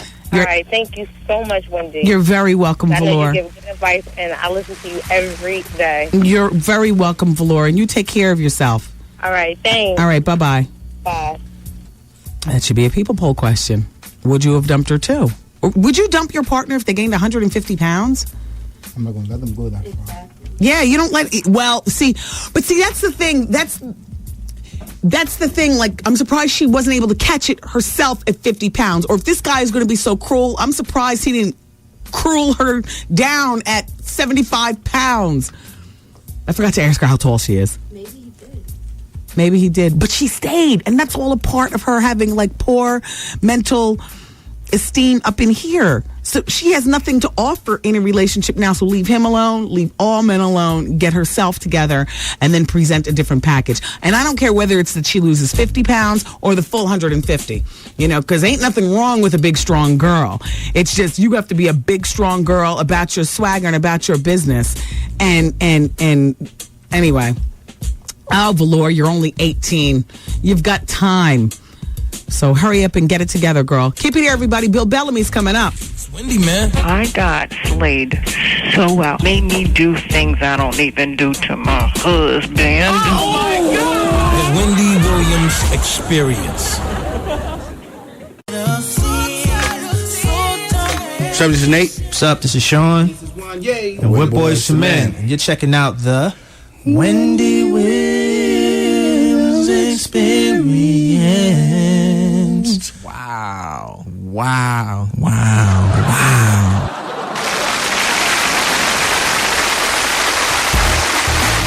Ladies and gentlemen, the superstar I'm about to introduce you to is one of my New Jersey brethren. He's actually from Newark. He went to Rutgers University. He made his national television debut on Showtime at the Apollo. He caught the attention there by the producer Bernie Brillstein as well as Russell Simmons. He then became the guest host of Def Comedy Jam. He went on to do MTV's Jam and MTV's Beach House for 5 years in the mid-'80s, 90s, and he's been in a bunch of movies that we all love, including Love Jones, How to Be a Player, Any Given Sunday, The Brothers. He's done a plethora of television show appearances. He is Shaquille O'Neal's cousin, and he's married to the lovely Kristen Baker. He's father of one. Ladies and gentlemen, give it up for friend to the show, Yeah! You're already sitting down. I'm here. You didn't know I was here. I'm up in the building. Wendy, what's up, girl? With a t-shirt on that says Filthy Rich. That's how I'm doing it, baby. Just being filthy. I love it. What's up, man? Well, I was doing a project earlier, which is up with the makeup. Are you trying to be cool and look through all that? And you know what? I didn't know what was going on. I thought you would just come out of a coal mine. I didn't know if you... Because sometimes black people like to go to coal mines, get some diamonds or something. I don't know. What is it? What's going on? No, I was doing a project earlier, and I kept it on to laugh with you, and because it's Friday and I'm not going anywhere. Oh, because I had a turtleneck, and so but the character I dressed it anyway. It's a character. Yes. Oh, good, yes. good. I'm with you now. I can flow with because at first I didn't know what to expect. Because you know how sometimes people, black people, try to go to tanning salons too. And I thought they had put you on crispy. Yeah. I thought they had put you on extra crispy. Bill, it's always great to see you. Always, baby. So now, I've talked to you so many times that I feel like to interview with you is pointless. Let's just laugh and have fun. Yeah. But before we get started, I want everybody to know that you're in town because you're telling jokes at Caroline's Comedy Club. Yeah, we're kicking it off tonight. First and foremost, I want to say thank you for last year. I came last year, sold out everything, and it was just great, man. It was just like good energy. Everybody came to have a good time. That's a good spot. And it was just a great mix of people, New York, Jersey. Oh, it was gangster. By the way, how close are you and Shaq now? I can picture you all being like real close. Yeah, it's good, man. I mean, unfortunately, I can't, hook up with him a lot of times until off season because I'm doing my thing, he's doing his thing. It's like he's always like reaching out. So it's like we do it when we're in the off season. We hook What's up with the bloodline? What's on my mom's side? It's a cousin. He's like a second cousin. Yeah, on my mom's side. Is he a godfather to your lovely daughter? Well, no, not yet. You haven't gotten a Kristen? Because we got so many people. That's a tough spot. I haven't even picked that. You got to understand. That's a toughie. You haven't picked it? No. Well, God forbid. What if you and Kristen are riding down the Pacific Coast Highway and your Bentley careens into the water? No. I don't I'm know. Just saying. It's just hard because it's like I have so many true friends, and I gotta do it because I'm having another one. I'm having a boy. Wow. Yeah, Bill. so I gotta get on it. You're right. I gotta get that. That's gotta get official. I'm sorry. Well, life is short. Yeah. Anything can happen at any given time. Yeah. I'm gonna get that done in about 2 days. Give me 2 days, 48 hours. I'll come up with some sexy. Okay, can we go in? Can we continue with the show? Yeah, go ahead, baby. Okay, terrific. Do you watch Flavor of Love? No, what's that? Oh, never mind. Okay, everybody, the finale season of Flavor of Love is not until next weekend. This weekend coming up, unfortunately, it's a whole bunch of recaps. I've seen every episode. I'm not going to be there. I'm sorry. Flavor of Love. Flavor Flav on VH1 is looking for love. Oh, yeah. I know what you're talking about. But the first one was hot for me. So this is the new one where he's trying to find like the hot. It's over though. There's no point in jumping on the bandwagon. Do it. Let's move on. Keep it moving. You all, I said I wasn't going to do Whitney Houston's Olympic fiasco. However, I'm going to let you hear it, Bill. Let me just give the people the By the way, Bill was here when I got on the radio and talked about R. Kelly and the sex tape. I'm always here when it's some drama, man. Can I come when everybody behave? R. Kelly is still running around loose. He's not in jail. I know what I saw. Oh, Lord. That's it. Great tape. Go ahead. Keep it moving. Okay. You all, I said I was not going to play this Whitney Houston anymore, but guess what? I have located her at the Olympics, the same Olympic, doing One Moment in Time. And I must say, it doesn't sound that bad. So maybe it was just that it was just too damn cold. Or that she didn't feel well. Or that she's not used to performing outside. Why you killing Whitney, man? All Maybe right. she needed a Clarets or something. Did any of your circle talk about Whitney at the Olympics? I didn't hear it. Well, you're about to hear it. Okay. And 3, and 2, and 1.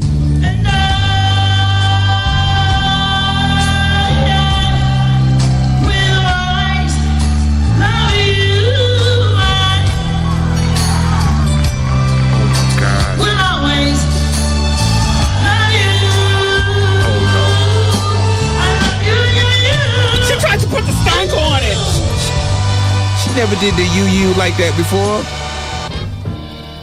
This is real? That's real. Do you need to hear it one more time? No, was people there? Yes, Bill. Oh, she wasn't playing. She didn't say psych. Are you playing? Your eyes are all watered up. Do you want a tissue? I cannot believe that. That's crazy. All right, we'll do it. That's like, oh my God. And 3, and 2, and 1. Yo!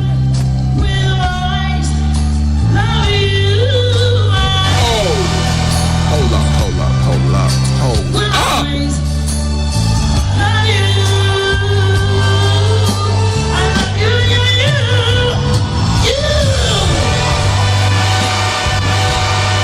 We need a moment's silence. Wow. Okay, let's take a moment.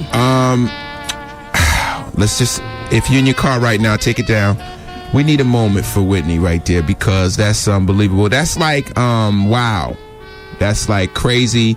I mean, that would be like Michael Jordan not being able to play basketball at all for like a day, like lose all his everything in his prime. Like, remember how Mike would just come in, score 55, like, and then we see Mike, he can't play at all. Wow, that's cool. Respect your craft. That's what yeah. Well, I mean, that could be Newports too, because I got cousins that smoke Newports. Newports will do that to you. Come on. No. Was it cold? How cold was it? Do you remember the temperature? It was like 90 degrees. He said it was 90 degrees. No, but they said she was sweating. It was freezing, but she was sweating. It was very tropical. Why did she let Bobby help her? He can still sing. No? All right, man. Let's move on. That hurts. Okay. That's a Jersey girl. Okay, but here it is. It might have been cold because here she is in the same performance. Everybody, I just located this. Well, actually, Taryn, why are you always pushing me into playing? She's coming for herself. Play it! All right, and 3, and 2, and 1.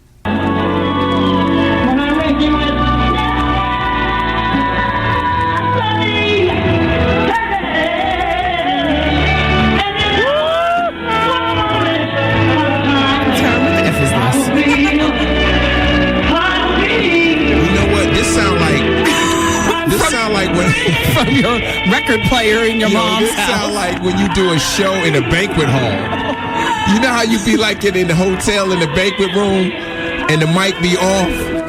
Like it's the sound system ain't right. Where y'all get that from? An old cookout? Oh, y'all got that from an old cookout. That's probably like 86. So you think that it's the equipment? Based on that, let me tell you. I'm gonna tell you. There's two people that I will love for the rest of my life. That's right. For their Your vocals mom? and their talent in the music game. Outside of Mama, I'm saying for the beauty of the voice. Mariah. There you go. Whitney. Yes. Now, me too. When you really know music and you talk about voices that are very unique. Those two women exemplify like being gifted. Like to me, like off the top of the head, those are two women that I will always buy their music. I mean, I won't buy that one. If that come out on a remix single, I'm not gonna get that one. Okay, can we move on? Because somebody got liposuction. Who? Okay. Serena Williams. Not in the booty. Please tell me she did not. Please tell me she didn't suck nothing out of that speed bump. Do you understand her booty is This just in. Say it ain't so. Tennis giant and fashion entrepreneur Serena Williams, whose butt is billed as big, round, like the letter C in Nike ads, bragged to an interviewer, "I've always accepted my curves." So here's a little surprise scoop. Last week, Serena secretly visited a Beverly Hills plastic surgeon and had her massive muscular thighs liposucked. The hard-hitting champ, who gets giggles with her claims that she weighs 145 pounds, only 22 pounds more than slinky court beauty Anna Kournikova, played it tough after the operation, refusing a wheelchair and hobbled out onto the secret back entrance under her own power, hidden underneath her hoodie. Under a hoodie, got the booty sucked out. For all the brothers in the hood, we are very disappointed right now. Thighs. She got the thighs. It don't matter. That's her beauty right there. That's like that got. I'm gonna tell you something. She got a lot of cats in Timberlands watching tennis over that booty. I'm being real, cause I'm gonna tell you something right now. I mean, literally, when she turns sideways to hit the ball and that booty come up and that speed bump, wow. I really like tennis at that moment. Gosh, whose wow is better, Bill's or World's? Because he said wow a few times. Wow was just wow. Yeah. Yeah, it's crazy. You don't know what to say. Her booty is really wow. Wow. Okay, so now where do we go from here? You hurting me, man. Give me some good news. Okay. Lil' Kim getting a breast fix. Well, it's still under the leaking process from what we understand. That's okay. She'll be okay. They're gonna make sure that's fixed. And Being Little Kim starts on BET, I think March 9th. Okay, good. This just in, you might have already heard, but a former drummer of the Jackson 5 was stabbed to death inside his home. A former They killing drummers now? Drummers getting stabbed? I love you, Bill. Was it Tito? Johnny Jackson, 54, was found dead yesterday, the coroner's office said. Police went to the home after an upstairs resident heard a disturbance between Jackson and a woman on the same floor. Ooh. Authorities are still looking for the woman. Police believe Johnny Jackson, who replaced the Jackson 5's original drummer, Milford Hitt, around 1967, was a cousin of the famous Jackson family. All the reports said it was not a blood relative. I don't mean to laugh, but damn. I mean, you killed Johnny Jackson. That's messed up, man. Don't kill Johnny. He just wanted to be in the group. Why you got to kill Johnny? He never got nothing. They only gave him half a drumstick. You gonna kill Johnny Jackson? Listen to the final sentence from his boyhood friend Anthony. It hurt so bad, man. I called him that night, and we were supposed to get together for a jam session. He was a show drummer. There were times when he would outshine Michael at shows. He crazy as hell. Man, you don't kill Johnny Jackson. Let's get that solved. We need to get a Magnum PI on that. So in conclusion, Bill Bellamy is in New York City. Yes, I'm doing it all weekend long. It's going down tonight, 8 o'clock, 10:30, kicking it off. All right, and tomorrow is 8, 10:30, and 12. We're doing a late night show. And Sunday we're gonna chill out at 8 o'clock. We're gonna start at 8. Okay, we're gonna give you a little send off. Okay. Okay, baby. And 3, and 2, and 1. Oh, I hate my squad right now. Oh, no. Oh, my gosh. I hate this antiquated equipment. Do over. Okay. Do over. We're going to give you a send-off right now. All right. So, in conclusion, Bill. Yes, love. Serena Williams. What does the matter with you all? No.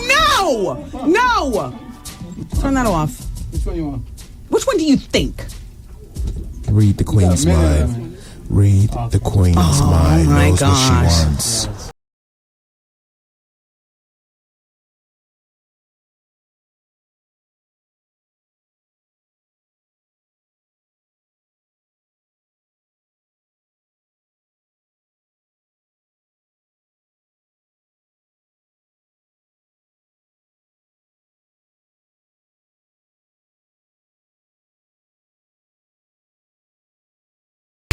Wendy, man. My boyfriend and I have been dating for like about 4 months now, and first time we had sex, he could not get it up at all. Maybe it's drinking. Is he a drug user? Does he take any depressants or anything? No, nothing. Maybe it's how you doing? The Wendy Williams Experience. 107.5 WBLS presents the WBLS Diet Pepsi Getaway and Play Trip a Day. Hey, all you golfers out there, we got a special golfers package for 4 at a very special rate.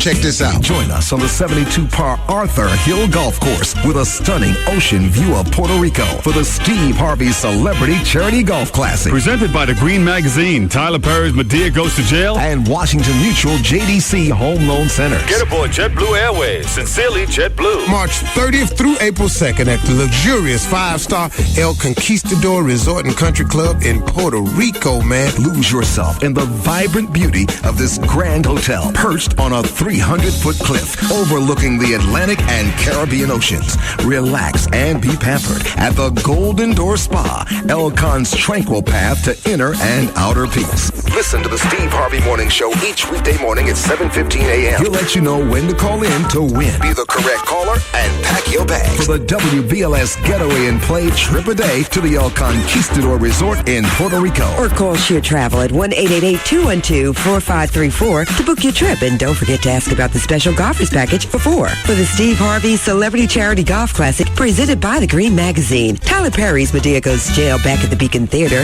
May 9th through the 14th, and Washington Mutual JTC Home Loan Centers. Come on, y'all, let's go to Puerto Rico. The WBLS Trip a Day Getaway, courtesy of Diet Pepsi, light, crisp, refreshing, and the station giving you fun in the sun. 107.5 WBLS. Today's R&B and classic soul in the Wendy Williams experience. Oh, Bill Bellamy is gone. He was just talking about how pleased he is that he's having a son. He wanted to know whether he should buy more ribbons or whether he should be buying race car tracks. So he had to find out, and the baby's due in July. So I wish him well. I like him a lot, Bill Bellamy. I like him. That's one of New Jersey's good sons. Son. Bill Bellamy. So, you all, I'm going to pass along some quick WBLS information. I can take some phone calls if you'd like. 866-GET-WENDY. Real quick, got to push this Puerto Rico trip because you all want the number. 888-212. Oh, my gosh. Here's the note from Anthony, who's head of marketing. Are you serious? Is this a 1 or a 7? There are only 7 trips left for Puerto Rico to buy. Wow. And then when do we stop the giveaways? Wednesday the 8th? Wednesday the 8th, we stop the giveaways. And there are only 7 more trips to Puerto Rico to purchase that are for sale. All right, jump on it. This is going to be the trip of a lifetime. We got 600 people going. I can't wait. Keisha Cole and Ghostface for Saturday night's party at Palomino Island. For those of you who like to golf, you can golf with Steve Harvey. For those of you who like to drink and party and just act a fool, that I'm your girl. Okay, Thursday, I broadcast live from the pool. One of how many pools are at the resort? 9. 9 pools. Where did I get 15? Were you trying to zhuzh it up? 9 pools, 15, same thing. 9 pools, 1 of 9 pools, which means if you don't want to deal with the mess of the broadcast and you want to be alone with whoever you came on the trip with, you have 8 more pools to choose from, and I won't take offense. I will just see you Thursday night at the Wendy Williams karaoke. Oh, you don't want to be there either? Fine. Go have dinner at one of the how many restaurants? 15 restaurants. Go. Snob. Friday, I'll be broadcasting around the pool, too. Friday night, it's the Wendy Williams Comedy Experience. Saturday, blah, blah, blah, so on and so forth. Come to Puerto Rico. We're going to have a great time. 888-212-4534. 888-212-4534. Wow, I'm real excited. By the same token, I can't wait until this trip is over. I'm tired of talking about it. Yes. April 3rd. Yeah. April 3rd. Yeah. No, March 30th is when we leave. It's over for us, April 3rd. No, once we get there, it's the cakewalk because everything's laid out. It's cakewalk for you. Well, you're the one who chose to work in the office. You should have chose to dumb down on the radio and be a personality. Shout out to everybody in the offices, the wind beneath the radio personalities' wings. Certainly you are. Thank you so much. We couldn't do this without the support team. And one of the big sponsors for Puerto Rico is Stephanie Cohen's store, the Benjamin Rug and Home Imports in Secaucus, New Jersey. I also want you to know that today the final vote for the Frightened to Fabulous Living Room Makeover. Today, I'll be announcing the winner of this week. Now, then that'll make us have 4 weekly winners, and then what we have to do is, it's frightening that not enough people are at first taken aback by the makeup, so they actually think that there's something wrong with me or I did a bad makeup job or something like that. Like, I would rather somebody just acknowledge it, and then let's move on from there. Like, he just came in here, Anthony, talking about Puerto Rico. He said nothing else. He might be thinking something. Yeah, which is, what the hell? Wendy losing it? Yeah, exactly. Anyway, a $50,000 living room makeover. Okay, so we can just hop to the phones blindly and see who's there, sure. Hi, Wendy here. Hey, Wendy, how you doing? I'm doing fine. Welcome to the radio. Okay, with the girl, your sister... Okay, we know the drama with that family, but that's besides the point. Caught up in the system, you said? Huh? What'd you say? The girl what? We know the drama with their family, but that the kid is involved. With what family? The Gene Anthony Ray sister that just was on there who was in the housing project. Oh, yeah. You know what? And by the way, somebody said that she needs to call up one of these news channels. That's perfectly true. Call Help Me Howard on Channel 11. No, she needs to do something better than that. Since the child was involved, she's trying to get her kids back. She's involved with the New York State Children's Services to have their lawyer. She should contact them. That's the first thing she needs to do. The second thing she needs to do is call the police department since the child was injured. Okay? Because that's assault. All right? And the child was injured. Yeah. And they could blame that on her. Right. But I think that she has a lot of problems that she needs to handle a lot before her. She, like you said, she was trying to air out all her business, but all that drama, whatever the reason her kids got taken care of, they spraying something in their window, they could be brought up on charges. Yeah. That's assault and endangering the welfare of a child. Yeah. Oh, I forgot to ask damn Bill Bellamy if he messed around with Malak Compton Rock before she married Chris Rock. Damn, Bill. I let you get away. But you're right. It sounded like there was a lot more going on with her. Like that was a big, big pill to swallow. All that stuff. And all the abuse thing, and she just got him out and all of that. All of that. When she said that child got hurt, that's all I needed to hear. All that extra stuff, she needed to sit down and talk to her therapist. But the question I would ask her was why your children got taken in the first place. Well, she said that her husband was beating her, and I was getting around to the children question, but she just kept going on and on and on and on. And then I was just thinking, okay, this is clearly not a woman I could help, but sometimes people just need to vent, so I'm just going to sit here and just let her talk. Why is she even worried about what's going on inside of the management problem as far as the building is concerned? Because she's 40. She's not minding her business. Because she's 46. Right, and she's still, while she's dealing with cancer, remember she said that. I don't believe that either, but it's possible because her family's a mess up there. They're a mess. You know the family. They've been in the papers for years. Yeah. For years. But you know what I want to say? It's hard to find that first book. I ain't find that first book yet. I'm dying to read it. And I wanted to apologize to you because me and you had a little fight on the line a long time ago. We did. And, what did we fight about? I wanted to apologize to you, huh? What did we fight about? Because you said how you doing? And I was like, nah, no, Wendy, I'm not, And you said, but your delivery. Yeah, well. How you doing? I know I'm not gay, but it's all good, baby. It's all good. No. I'm not stressing it. You know what? I wasn't thinking that today, but maybe that time that you called, I'm not sure. Nah, no, I'm not stressing that. Okay. I'm not stressing that. Not at all. Did you call me names? No, I tried to tell you that I told you to stop talking about that anal sex and all of that stuff, the third input. Oh. And you said, hold on, wait a minute. You said, how you doing? And all of that. You know how you do. It's all jokes on the show. It was funny, though. I ain't stressing it. Well, thank you so much, then. But you know what? Did you notice that a lot of guys afterwards, they put an extra spin on it, be like, yo, what's up, son? Yeah, ma. They trying to act like they all that tough and all that, but... Yeah, well, you're secure with your masculinity, I guess. I'm not worried about that, Wendy. Yeah, I ain't worried about that. Everyone knows it's Wendy. Yeah, yeah. How old are you? I'm 41. It's James. Oh yeah, okay. We're peer groups. Oh hey, James.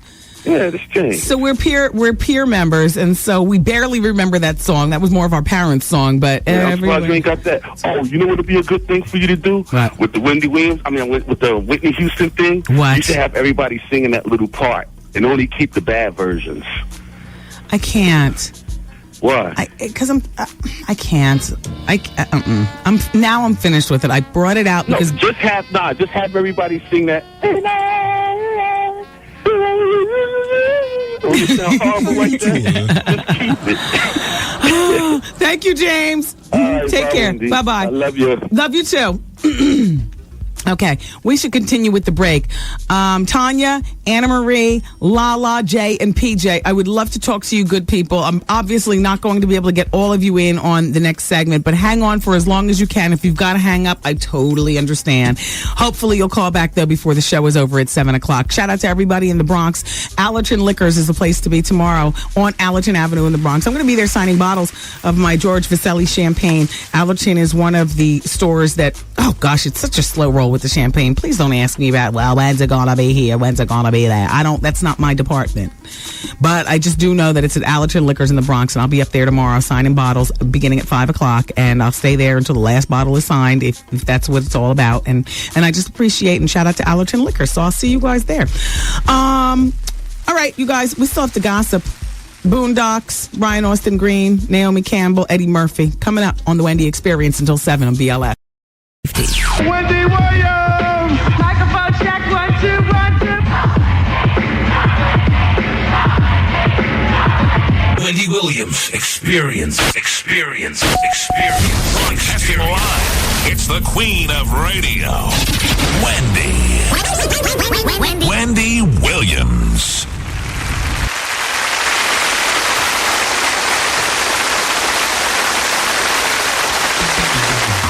Hey, everybody. Thanks for being here. Shout out to Rain, who says, Wendy, oh my God, you need to have Bill Bellamy on there more. I'm crying over here with his comments. I almost choked twice on my popcorn. He's hysterical. You're damn right. I love Bill Bellamy. He's very funny and a general nice guy. And he always, when he comes here, he brings incredible energy to an already high energy show. And that is exactly what I need in my guests.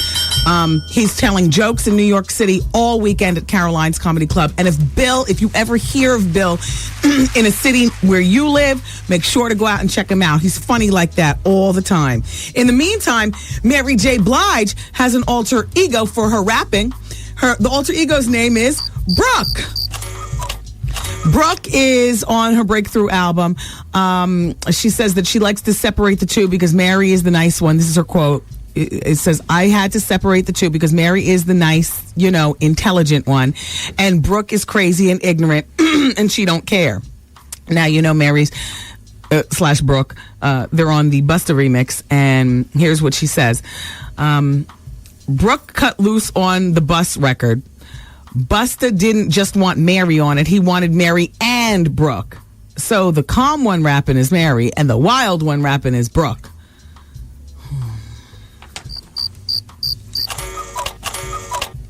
Yeah, there's no crickets. It's just more about the cuckoo. But I understand. That's like Beyonce with the Sasha and is that like maybe Wendy and Woody and that whole thing? I embrace my inner masculine side with the Wendy and never mind and Woody. Anyway, Joan Collins, everyone. She backed out, or she was about to back out of the Dynasty reunion because the guy who played Dexter. I always thought that was such a sexy name, Michael Nader. She said, if he's in it, I'm not going to be in it. And so the filming begins next month. Apparently, back in 1989, there was an interview that Michael Nader gave, and he said in the interview that Joan Collins was a preening diva who basically shipped champagne, ate caviar in her trailer, and the other actors were busy learning their lines. So she's still not over it.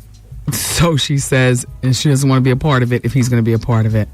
I hear that. Just when he thought the hatchet was buried, she remembered. So, you guys, friend to the show Black Rob is in a bad way. First of all, nobody has ever gone on with the fact that Black Rob ever stopped getting high. And we talked about that, Black Rob, so I'm not talking out of turn.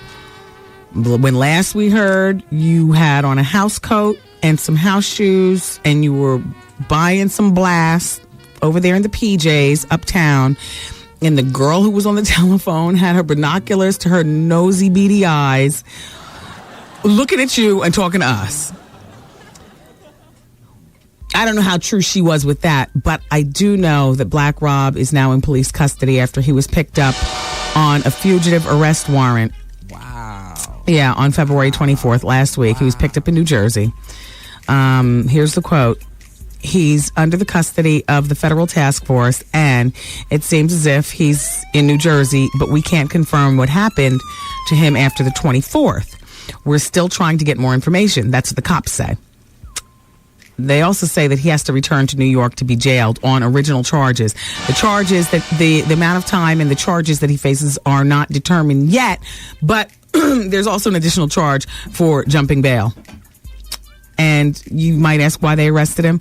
Remember when he was on the show? Do you guys even remember this? And I asked him, how did it all turn out when he was accused of breaking into hotel room and stealing a lady's handbag, and he blew it off like, that ain't nothing, that didn't really happen, and I'm here to promote my album. Well, apparently it did happen, and the hotel security camera caught it all. And I knew at the time that the cops were saying the hotel security camera caught it all. I didn't want to debate him because sometimes I like to just let it go. Just let it go, and we'll see what happens. Okay, let it go. But originally he was arrested in New York at this hotel called On the Ave Hotel, and that was back in 2004. Black Rob was caught on hotel security camera leaving a female guest room. Now, mind you, this was like an older white woman. They gave her description in the newspaper. He was booked for stealing her handbag and criminal possession of stolen property and whatnot. So, anyway, we'll see what happens. He was sentenced, they said, to 2 to 6 years in prison. He remained free on bail, but then he didn't show up January 24th. They issued a warrant and he still didn't turn himself in. So if he was already sentenced 2 to 6 years, what does that mean? A 2 to 6 becomes a 10 to 20? Just because he jumped bail and... Wow. Yeah, world, exactly. Wow. Maybe he'll be in the same jail that you're in.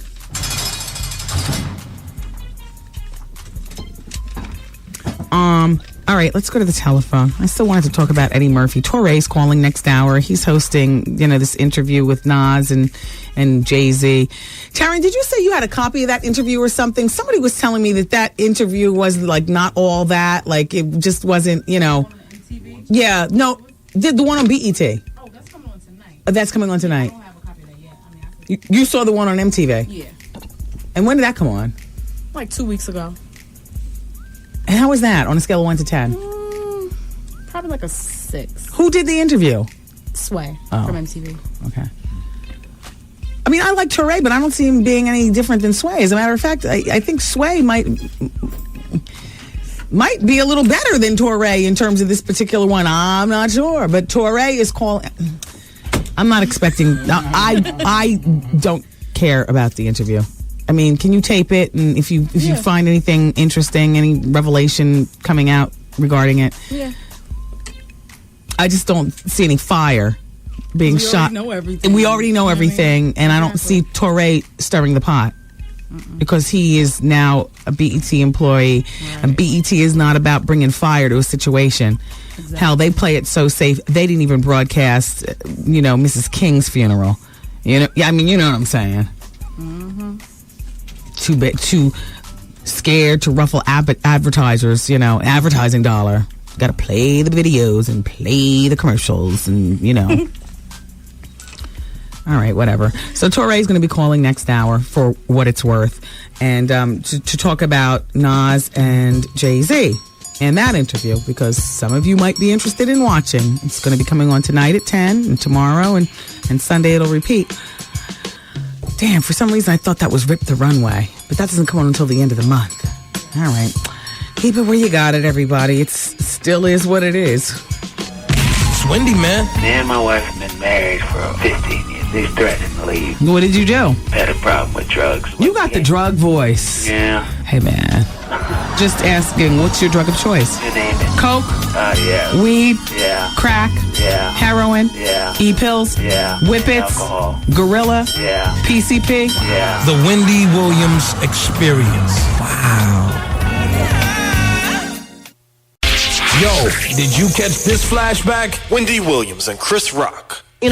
I want to tell all the celebrities out there, just come on the Wendy Williams show. She's going to ask you the tough questions. But... Is it so bad, Chris? You just have to, you have to maintain your poise. Yes. And just answer them. And she will move on. Yeah, you see? But if she senses fear or indecision, you are all over. Swoop down is what we call that on the show. That's when, a swoop down is when you get somebody in here under the premise of doing one thing, which is to talk about the movie. But you swoop down and ask them a question about, something else. Well, I'm a professional actor, too. Okay. So, you got to act your way out of that bag. I can act my way out of it. This is it right here. Miss a day, miss a whole lot. Coming through your speakers, boy. It's Wendy, man.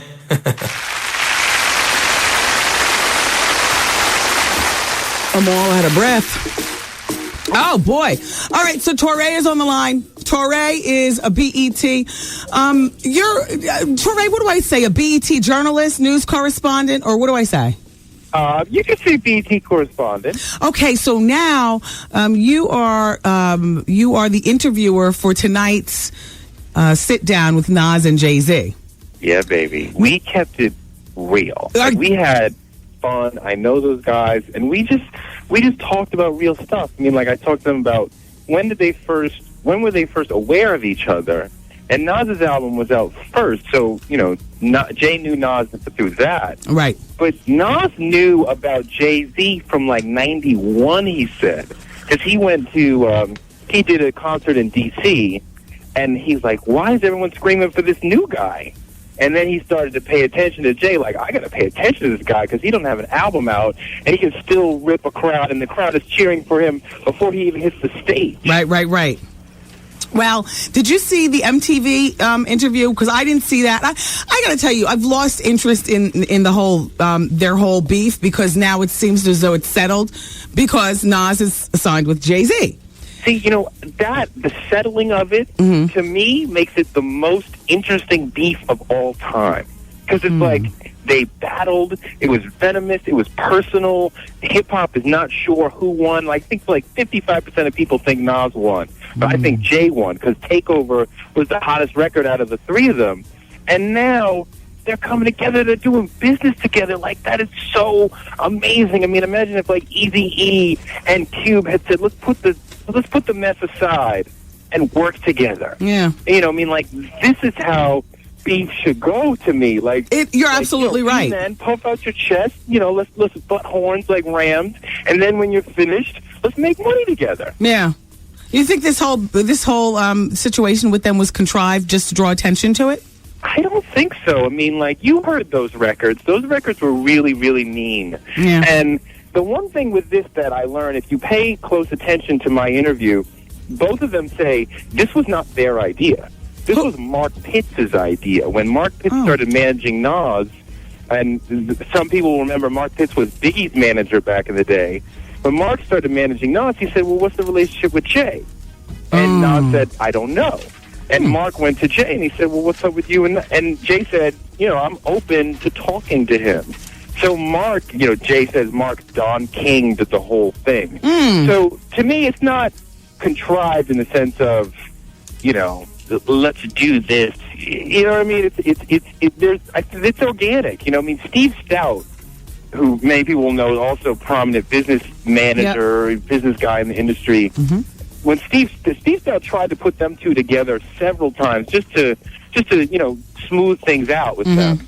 And didn't happen. He couldn't do it because they weren't emotionally ready to put it behind them. Where does Carmen fit into this whole thing? Because I know you got into that. Let me. I know you can't say it all. Specifically told by Janet Fleischman, do not bring up Carmen. And out of respect for those two men, I had to respect that. I mean, you, Wendy, you do your thing on the radio, and I so love you for it.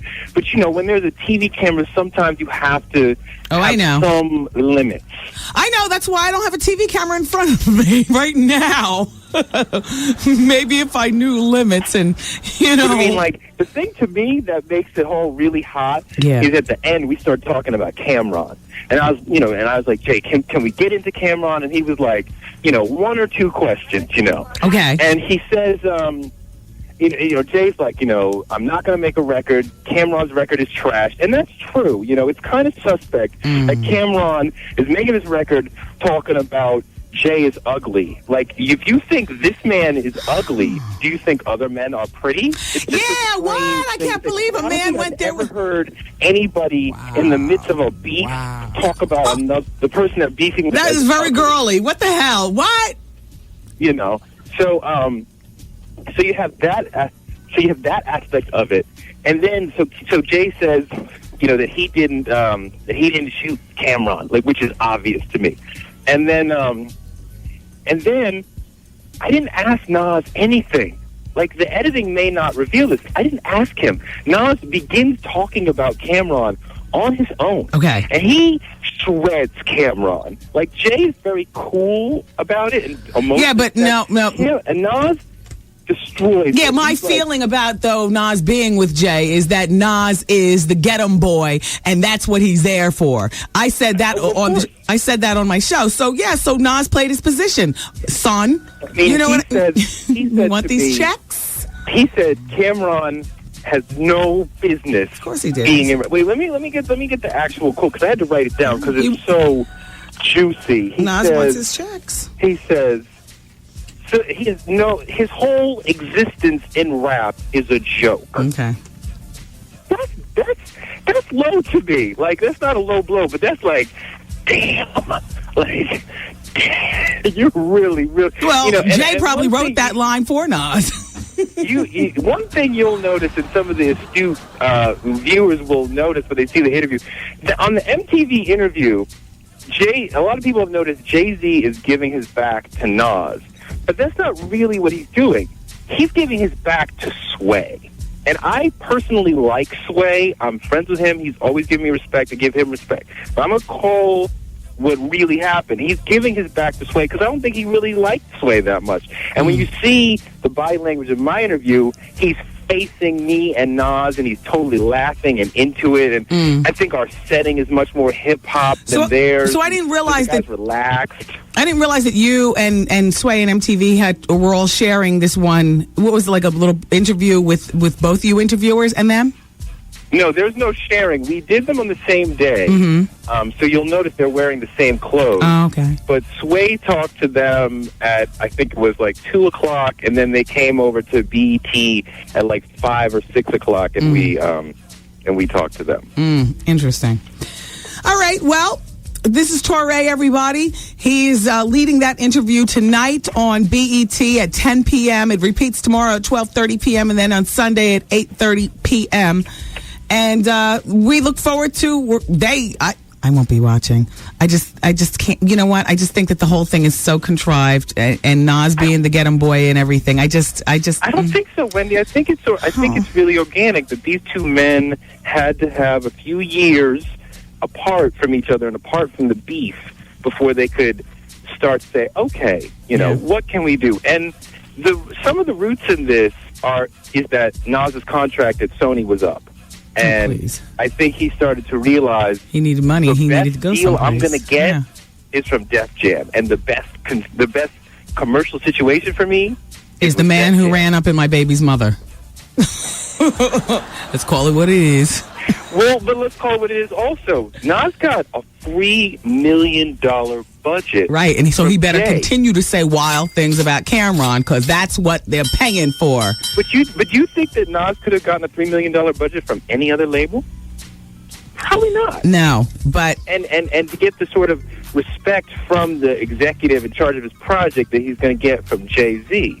I was just talking to a Def Jam executive yesterday whose name shall be remained, and he said he has no idea when or what they're going to set the budget for Nas' project to us.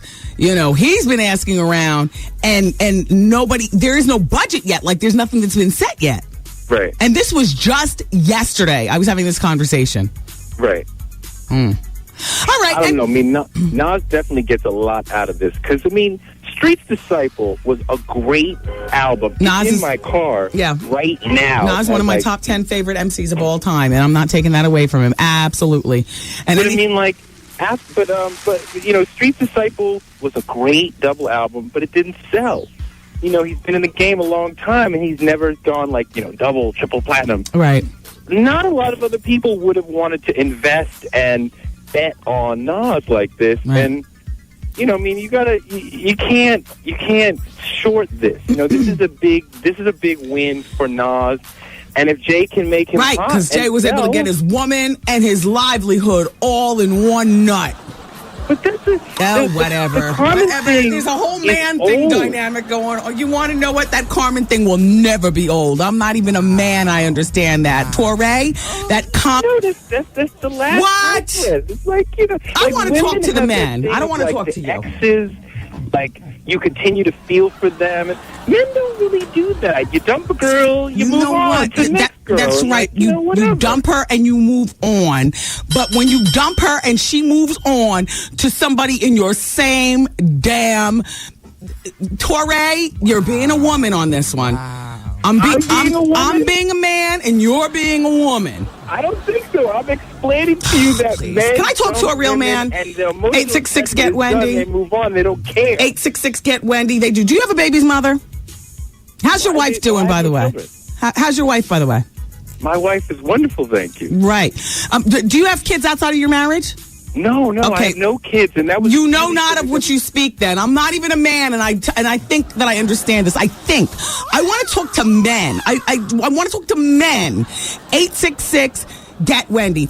Hey, we'll check you out, or they'll check you out on BET with that interview. I'm sure it'll be popping. Torre is one of the most respected and long-lasting journalists in music. And Wendy, do you have my book? Do you have my new book? No. I got a new book. It's called Never Drank the Kool-Aid. It's all my journalism that I've done the last 10 years. I'm going to make sure you have one on Monday. I would love that. Thank you, Torre. All right, honey. Take care, man. Bye-bye. All right, bye. I just, and Torre's a good dude. Torre's a respected journalist. It's just that I am not, just this is me personally, I am not interested in seeing Nas and Jay-Z talk. You know, as a man, and I think I have more testosterone than Torre, because I'm telling you, my ears are burning as I'm thinking about that. That's it. You know, you might not be on your baby's mom like that or anything. And I go, ooh. It's like J1. You know, he got your livelihood and your broad. Oh, gotcha. I mean, and yeah, Nas got the $3 million and stuff like that, but there's this thing about a man in his prime. What? Hollywood, you have no kids. You couldn't possibly answer me correctly. What's that? Oh, never mind. What are you back there doing? The Best of Weekend show? Yeah. All right. Trev Hollywood on the set. I don't know. I could be wrong. I mean, I would love to talk. Do you got anybody in there on the phone? Anybody calling about this? What line should I go to? Give me the fingers. Line number 2. I could be wrong. Talk me down. Hey, sir. Wendy. All right, ma'am. Hi. Wendy. Yes. I've been on hold forever. Let me tell you the story. Okay, she's not even calling about anything. I didn't ask for this. I asked for somebody talking. Go ahead. It's a really good story, Wendy. Oh, boy. Early this morning, my girlfriend called me, right? Okay. And she says, I picked up, she's a director of a financial company. She's fly. She's doing it for herself. Okay. She's pregnant right now. Okay. And she's dealing with this dude. And this dude is always in need of attention no matter what she does. So we like, what's good with him? This morning she gets a phone call. He comes in drunk. It's 5 o'clock in the morning. So she picks up the phone, and it's a guy pretending to be a girl. So she's like, come on, who's this? And he's like, don't worry about who this is. All you need to know, extremely good head, wake him up. So she's like, what? So, she's trying to get more information. So he hangs up, calls back, and says that he was playing. She's listening.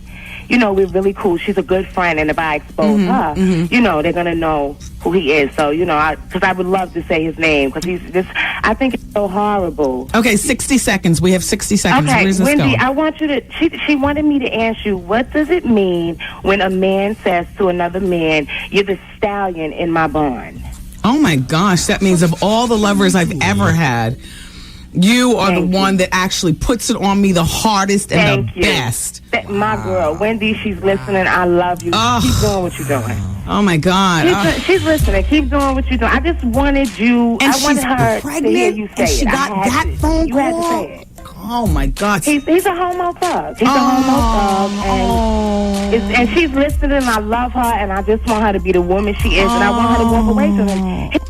Oh, damn, Goose. All right, we'll be back. Wendy, man. George Bush doesn't care about black people. And George Bush doesn't care about Wendy Williams. The Wendy Williams Experience. Wow. I need phones. Yeah.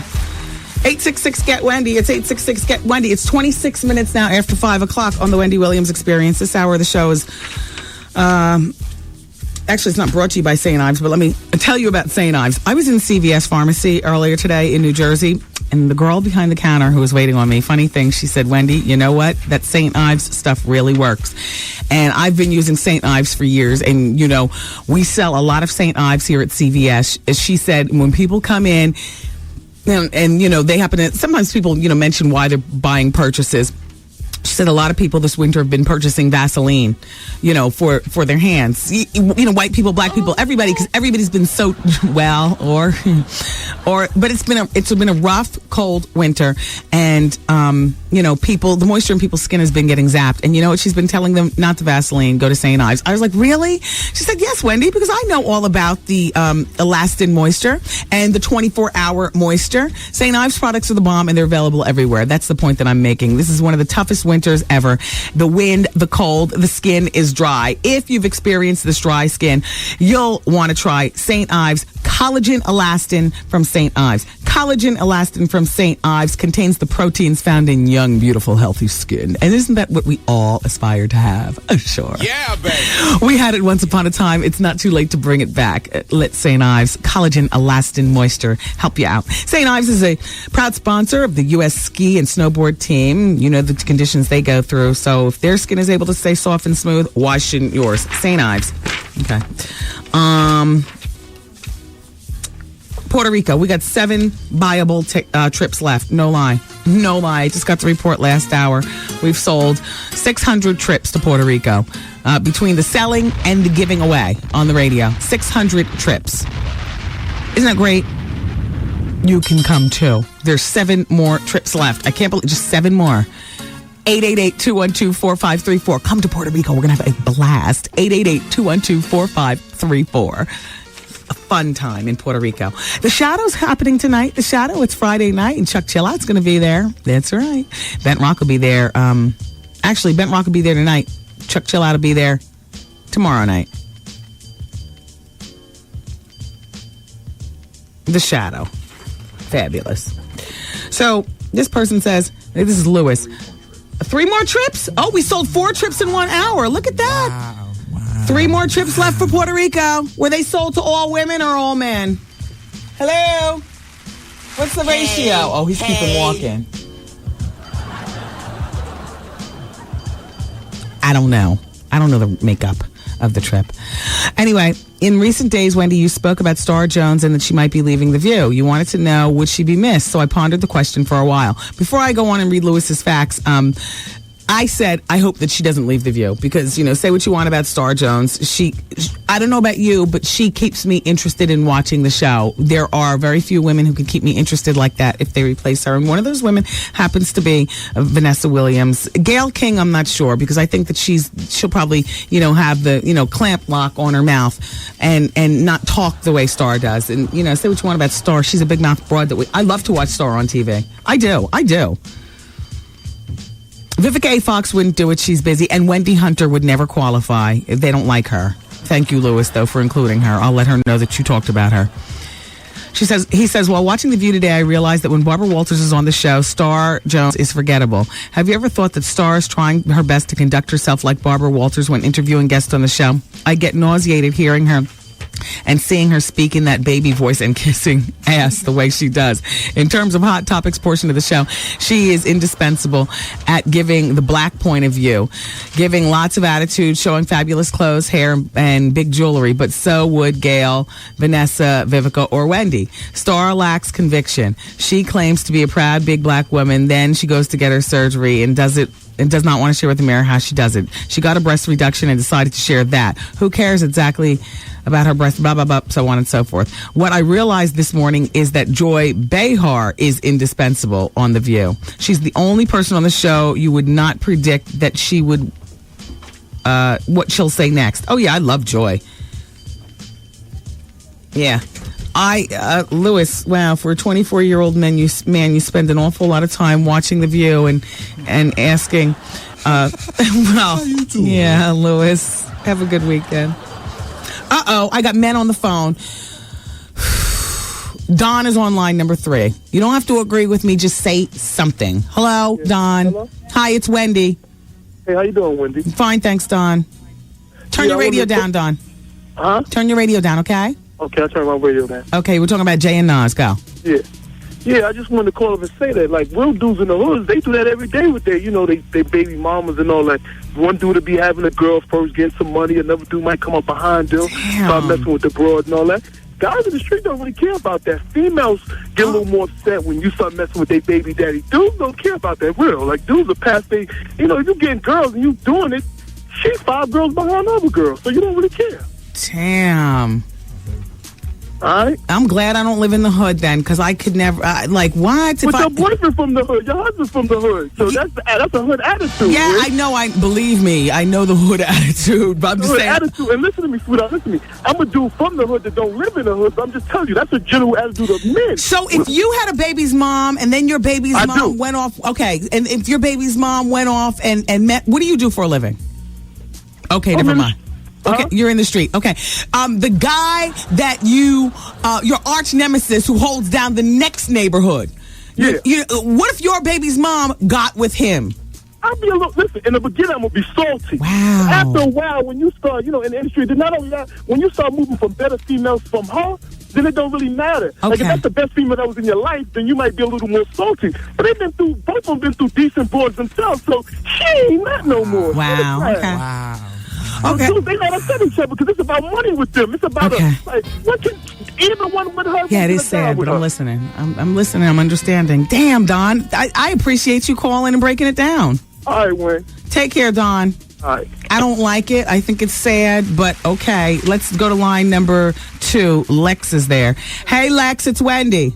Yes, Wendy, what's good? How are you? I'm doing well, Lex. All right, so let me just make this quick comment about the Nas and JC thing. Okay, Lex. All right, first thing is this. No, I would not get down with my arch nemesis or anybody that's been dealing with my child's mother. However, it is very beneficial for Nas to do so because when Jay-Z did that, that could have crushed him. That could crush any man. Yeah. Because Nas is dealing with a lot of emotion. Right. However, by joining up with someone who he had issues or problems with, that will in fact reinforce and make him more stronger.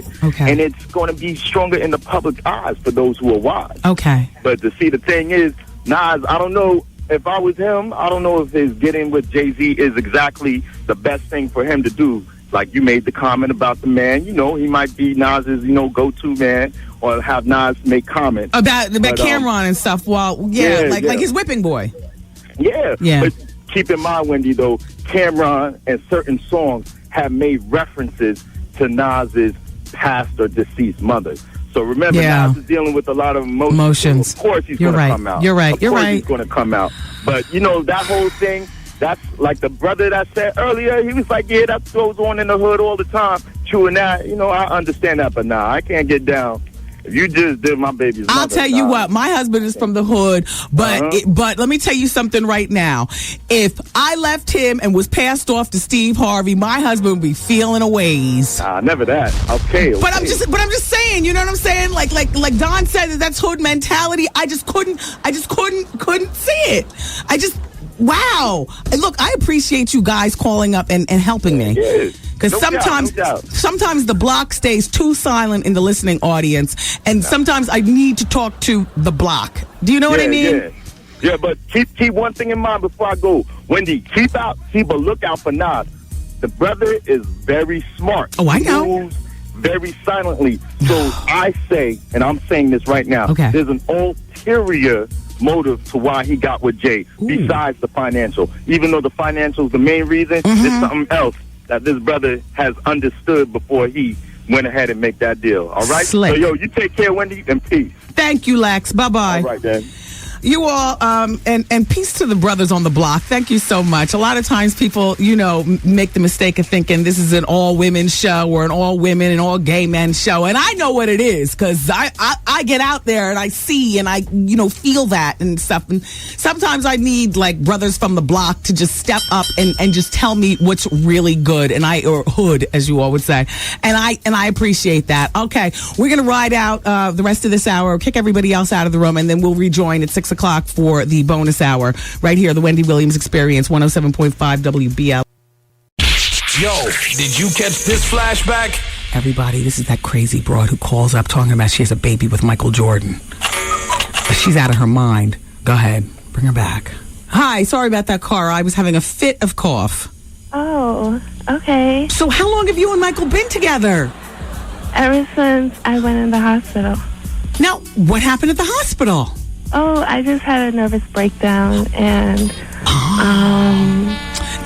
was he there to support he was you? there to uplift me, but let's say he was there with me all the time. Yes, I'll bet. You know what? He seems like a lovely man, very supportive. So then, in a way, he isn't, because he's lying to America.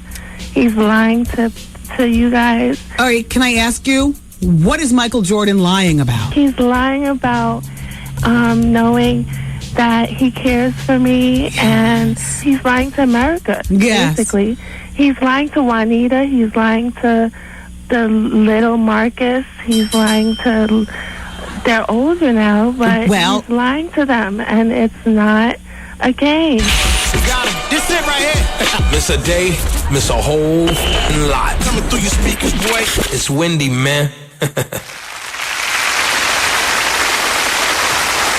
Man, before we get out of here today, I want to thank the one and only Bill Bellamy for coming through the show. You are a breath of fresh air, funny as all get out, and in New York City, he's telling jokes all weekend at Caroline's Comedy Club. Thank you again, Bill Bellamy. Anna Nicole Smith is pulled out of her own movie premiere in New York that was supposed to be Wednesday. She has security fears. She was shaken up by some photographers and reporters who crowded around her when she arrived at Supreme Court in D.C. on Tuesday, and she fears a repeat launch of attack around her new film based on, her trying to get this money from her deceased husband. And Anna Nicole Smith, as crazy as that girl is, one thing she always told us during Anna Nicole is that she loves her fans, and I totally. There's only one person that I can think of who absolutely, and that would be Little Kim. Little Kim loves her fans, and she makes that very, very clear. She loves her. I mean, a lot of people love their fans, but to me, Anna Nicole and Mariah Carey. Mariah Carey, she loves her fans. She gets on her website and stuff like that. But Anna Nicole Smith, it must have been a big scare for her to pull out because she loves her fans. So this Eddie Murphy flew into a rage, they say, according to, I think this is the National Enquirer magazine, over the actions of his co-star, Jamie Foxx. Yeah, well, the movie Dreamgirls. Okay, you ready? So Eddie stormed off the set in February. Here's what a source says. Eddie's scenes for the day were scheduled in the morning, but when Jamie showed up, he asked if his scenes could be shot in the morning instead. A set-sider said, being the bigger star, Jamie got his way, and this drove Eddie Murphy crazy. Eddie threw his script down, turned on his stilettos, and didn't show up for his rescheduled scene. Well, sometimes that's the way it works, unfortunately. Wow. In the meantime, so we didn't talk yesterday, but we've talked about Eddie Murphy and Nicole, his soon-to-be ex-wife, and, the whole tranny thing. And I read to you the excerpt from Essence Magazine where Nicole is saying, he tried to explain to me about the tranny on the street. But my question was, well, why the hell did you let the tranny in the car? And Eddie claimed that, he's emptied his wallet on other occasions to help out hookers. Well, apparently there was a PI. This was in yesterday's New York Post. There was a PI retained by Eddie Murphy to, I guess, damage control, whatever. Apparently this PI holds all the secrets to what actually happened. And it's said that if Nicole ever gets her hands on that information, it could be, detrimental to his case. Because I guess at that point they can prove that he married under false pretenses. And even if she does claim it, it's not like I think she didn't know anything, because and I know that I'm sure she, she was up on every. As a matter of fact, that could very well be a reason that he was attracted to her. Mm-hmm. And this is tranny looking woman to tranny looking woman. Do you know what I'm saying? I guess, since you all say that I look like a man sometimes. But you know what I mean? I mean, have you ever looked at Nicole? Is that a man? Did we ever actually see her pregnant? Yeah, no, we have seen her pregnant, but I mean, blah blah blah. The PIs can either show up with the information or not. Eddie Murphy it is what it is you doing. And you know, Nicole, whether you get money because he messed with a tranny or you just get money for a regular old divorce and irreconcilable differences, you will be plenty-o taken care of for the rest of your life. And you still have every bit of the great looks that you had from the day that you met him. So, you know, whereas he's getting dissed by Jamie Foxx. So, Nicole, in a weird kind of way, you win. Yes, you do. You win. Okay, let's say go. Oh, don't forget Flavor of Love this weekend. I thought it was going to be the big weekend where we find out who wins, whether it's going to be New York or whether it's going to be Hoops. And this is not that weekend. That's next weekend. This weekend they're just recapping all the episodes. So if you want to catch up on Flavor of Love because you've either missed or you don't know what the hell we're talking about, like Bellamy was like, what? And then I had to explain. He was like, oh yeah, I've heard something about that. I'm like, then this weekend is perfect for people like Bellamy, you know, who just want to catch up. Me, I've already been told who's going to win the show. And nope, and I'm not, nope, please, all day. People have been asking me in the halls. I'm not even hinting. Nope. I'm mad that I know who's going to win because I wanted to be as surprised as everyone else. And I wanted to, but now I know, but I still will watch. But, to find out because I don't know exactly the schematics, Yeah, how it went down, does Flav ride off in the sunset or, run upstairs with said girl and, get in the bed with her, or do they get married? Does a reverend appear out of the closet and marry them? Like what happens? What happens? Desperate Housewives. Listen, it's always a gamble on Sunday nights. Are you there or you're not there? I freaking don't know. They disgust me with that show and, the unreliability of it. But I can tell you this. On Sunday, March 12th, The Family is back. I don't really miss The Family, but just when I thought I was over them, they dragged me back in. The Sopranos, Sunday, March 12th. That's next weekend. I told you I was going to tell you about Naomi Campbell, but I think my walking music's about to come on, so I should probably just pack up and move out. And Brian Austin Green, I know what it was about Brian Austin Green. So he shows up at a Beverly Hills jewelry store, and he splashed out thousands and thousands and thousands of dollars on his girlfriend, just buying her diamonds and baubles. Not an engagement ring, just splashing money, diamonds and baubles.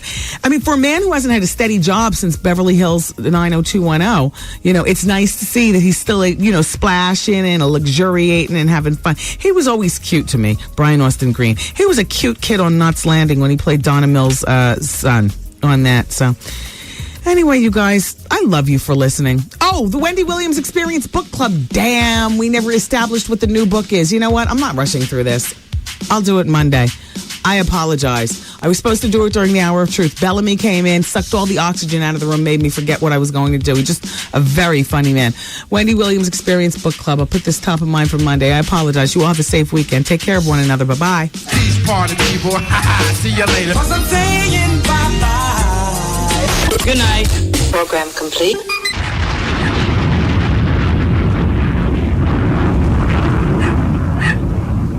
Okay, friends. Girls, I know you thought that I would have forgotten about the coochie weights and the toll-free number and how you can get your coochie weights and tighten up all that's going on down there, even if you're not loose. Wouldn't it be great if there was as tight as back there? Ow, no. Ow. Not exactly. I took my coochie weights home, but I left the directions here and also the toll-free number. So that's the first thing I'm going to give you. Have your pens and papers ready. My weights were given to me by the famed Dr. Hilda Hutcherson. She's been on Oprah. She's NYU. She's 22 years gynecology. She doesn't do that anymore because she's a sex therapist, and she brought them to me as a gift yesterday when she was a guest on our show. I love them. I want to share them with you. Now that is very germy, so I'll give you the telephone number so you can get your own. Plus, I want to talk about Serena Williams' liposuction, and we can review the Black White TV show. And there's so many other events of the day, plus your phone calls. You know how we do. It's the bonus hour of the Wendy Williams Experience. Coming up next on 107.5 WBLS. Williams. Oh, my Lord. Am I ready for this day? That was the most erratic, weird interview I'd ever heard. The Wendy Williams Experience. Since you've been listening this far, we're going to throw in a little bonus hour. You ready?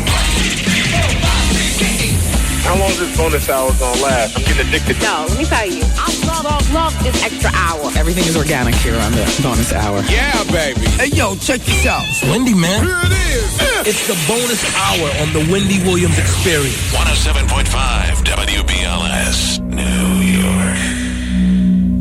Hey. So, I mean, we didn't give much conversation to this, and I don't know whether you guys care to talk about it, but the great thing about the bonus hour is that we have an hour, of course the commercials, but we've got to do those. But we've got an hour with no music and wide open phones, and, you can steer the conversation however you want. If you want advice, I can do that, gossip, so on and so forth. But I mentioned it during Advice Hour in passing that Shine has legally changed his name. It's in the newspaper. His name is Moses Mike Levy. Is this how you say this? He's converted to Judaism and is taking out a classified ad in the New York Post to officially give his new name. And he's still in jail. And I mean, if you care to talk about it, fine. If not, we can move on. Ladies, you ready? Okay. It's called the Femtone. Femtone. They are Femtone vaginal weights. And I'll tell you, they're the best. And once again, shout out to Dr. Hilda. Dr. Hilda, out of all the long Richards, the long plastic Richards with the supersonic batteries and all that other kind of stuff you've given me, which I've never had a need for in my entire life. But I hold on, kind of like that emergency glass break if necessary. But everything has remained untouched except for Femtone. Femtone is the best, Dr. Hilda. Starts with a 1 pound weight, ladies. And it's in the shape of an OB tampon, literally with a little squiggly mouse tail at the end. That's that part you hang out of you so you can pull it out. And you push it in like a tampon. And then you do your Kegels. You'll read the directions when it comes, but you start off with the 1 pound weight. And then you graduate to the 2 pound weight, 3 pound, 4 pound, finally the 5 pound weight.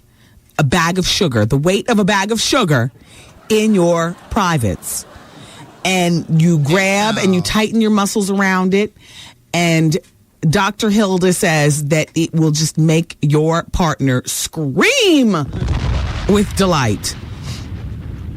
Wow. And please, if what you're saying is, I'm not loose, I don't need it, I understand what you're saying, because that's me too. Like the baby, but, everything snapped back nice. I haven't yet used my Femtone because I did not get a chance to go to Bally today. But the next time I go to Bally, forget the 1, 2, 3, and 4. I'm going right to the 5, and I'm getting on the Stairmaster with it for my whole 1 hour workout, or at least the portion of my workout where I'm standing up, moving. When I'm on the elliptical, I'll do the Stairmaster. But when I get to the sit-up part, I'll take it out. Yeah. Dr. Hilda says we need these in our lives, and she should know. She is world renowned. By the way, she's got a really good book out. It's called Pleasure. How to Get the Sex You Want, Need, and Deserve, ladies. She's good. She's been on Oprah. She's got a monthly sex column in Glamour, as well as Essence Magazine. She is, something heavy over at Columbia University. I don't have the information in front of me. She used to be a GYN. Now she just is getting so much dough and so much renownedness of being a sex therapist that she's put her private practice for GYNing aside. I'm going to give you the telephone number for the Femtone. Here's the company. It's right there in Lakewood, New Jersey. Hey, Lakewood. 1-800-730-4545. 1-800-730-4545. They say, lie on your back with your knees bent and flat feet. Insert the cone in. Keep your middle finger at the tip, yada, yada, yada, yada, yada. When the cone is in position, correctly walk around for 1 minute. If the cone stays in place easily, remove cone number 1, that would be the 1 pound weight, and put in cone number 2. See how fast you can graduate? Continue to try a cone of increased weight until you find the cone that does not remain in position in your coochie. Oh, yeah. The heaviest cone that can be held in place for 1 minute should be the one used. Use the cone for 15 minutes twice a day. If the cone slips out, reinsert. When you're able to hold the cone in place for a maximum of 15 minutes, the next heaviest cone should be used. I'm going right for the 5-pound cone. 15 minutes twice a day. It works. Baby. It works for me. Yeah. It works. I'm getting ready for Puerto Rico. I'm shaping up in more ways than one, all right? Mm-hmm. Oh, and by the way, Anthony from our marketing department didn't let me know, but he told me in the 3 o'clock hour to let you guys know there are only 7 trips left to purchase. By the 4 o'clock hour, he told me, because I was bragging, saying we only have 7 trips. We have, over 600 trips sold. He came back in. He said there are only 3 more trips left to purchase.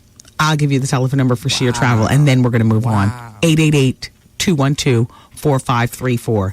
888-212-4534. And one more time on the femtone, and then I'm going to. I don't need these directions anymore. I already know what to do. I'm about to throw them away. My femtone is at home in mommy's private drawer. 888. Excuse me, I was about to give you the Puerto Rico number. You call sheer travel talking about, you got the coochie tightening kit? All right, here's the femtone number again. 800-730-4545. 800-730-4545. One more time. 800-730-4545. They're in Lakewood, New Jersey, which means that you can priority mail it to your house. You'll have it by Monday. Yuba Tech by Puerto Rico. Or whatever it is that you're doing around that time. 800-730-4545. Thank you. Dear Wendy, I'm not too sure about your breaking news with Serena Williams. She's got a big tennis tournament on March 20th. Can someone recover in 2 weeks' time? If she withdraws from the tournament, then maybe it's true. We'll see. That's from Greg in New Jersey. Well, Greg, what you have to realize is that I got this from Mike Walker's column in the National Enquirer. Mike Walker has been a respected gossip for years. That older white gentleman? He used to play the gossip game with Howard. You remember? So, in Mike Walker's column, he writes, here's his column, I'm quoting him. Tennis giant and fashion entrepreneur Serena Williams, whose butt is billed as big and round like the letter C in the Nike ads, bragged to an interviewer, here's her quote, "I've always accepted my curves." So Mike goes on to say, so here's the scoop. Last week, Serena secretly visited a Beverly Hills plastic surgeon and had her massive muscular thighs liposuctioned. Then he goes on to say, she played it tough after the operation, refusing a wheelchair and hobbling out through a secret back entrance under her own hidden power hidden under a hooded sweatshirt. Well, this is what I will say. After liposuction, there is black and bluing. She's a brown-skinned girl, a little derma blend, and the powder over top will cover that. It will not get on her tennis whites because her thighs are way down there. That's number one. Number two, I have always scheduled surgery on a Friday and always been back to work on Monday. And always been back to the gym 2 weeks later. Always. Always. And I'm in way worse condition than Serena Williams will ever be. I'm like an 80-year-old version of Serena Williams in terms of my conditioning. So could she realistically, and here's another thing. Mike Walker didn't just write that column today so 2 weeks away, March 20th. No, Mike Walker had to submit this column to the National Enquirer at least 3 weeks ago. At least. So therefore, you say 3 weeks from today, 3 weeks back, and then 4 weeks ahead. Serena could get out there and play tennis. And for a woman who didn't get wheeled out but walked out, yeah, she could do it. Although I've never, the only reason why I've ever gotten wheeled out is if, I have a procedure at the hospital. Now, I have had a procedure in, like my very first liposuction in, I think, 93 was in the doctor's office. He has a makeshift, the particular doctor I went to, I can't even remember his name. No, I do remember his name. Yes, I do. And he did a great job. The only reason why I went to Meniscus in Philadelphia is because at that point you all had left me for dead on the side of the turnpike, and I was no longer, a daughter of, the New York tri-state area. So I said, well, let me just establish myself in Philly. I'll find myself, a house, a plastic surgeon. I had my little job, and I was about, living my life. But my first liposuction was done at the doctor's office in the in a hospital like setting, but in his office. And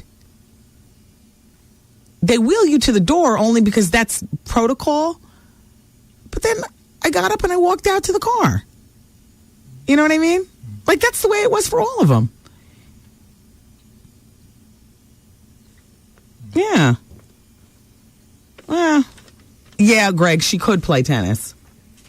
I just find it hard to believe that she got her thighs sucked. She's so muscular. She does. Kind of feels good, though, to know that, a woman in top condition is messing around with plastic surgery. And what is she, 25, 27? You know what I mean? She's on the younger end. Dear Wendy, you said no more Whitney Houston. You need to behave. You said no more Whitney Houston until you came back from Puerto Rico. The second soundbite was better than the first, but not much. I love your show. That's from Gail. Yeah, Bill Bellamy came in today, and Bill didn't make me play Whitney Houston, and I'm not going to play it for you guys. I'm sorry.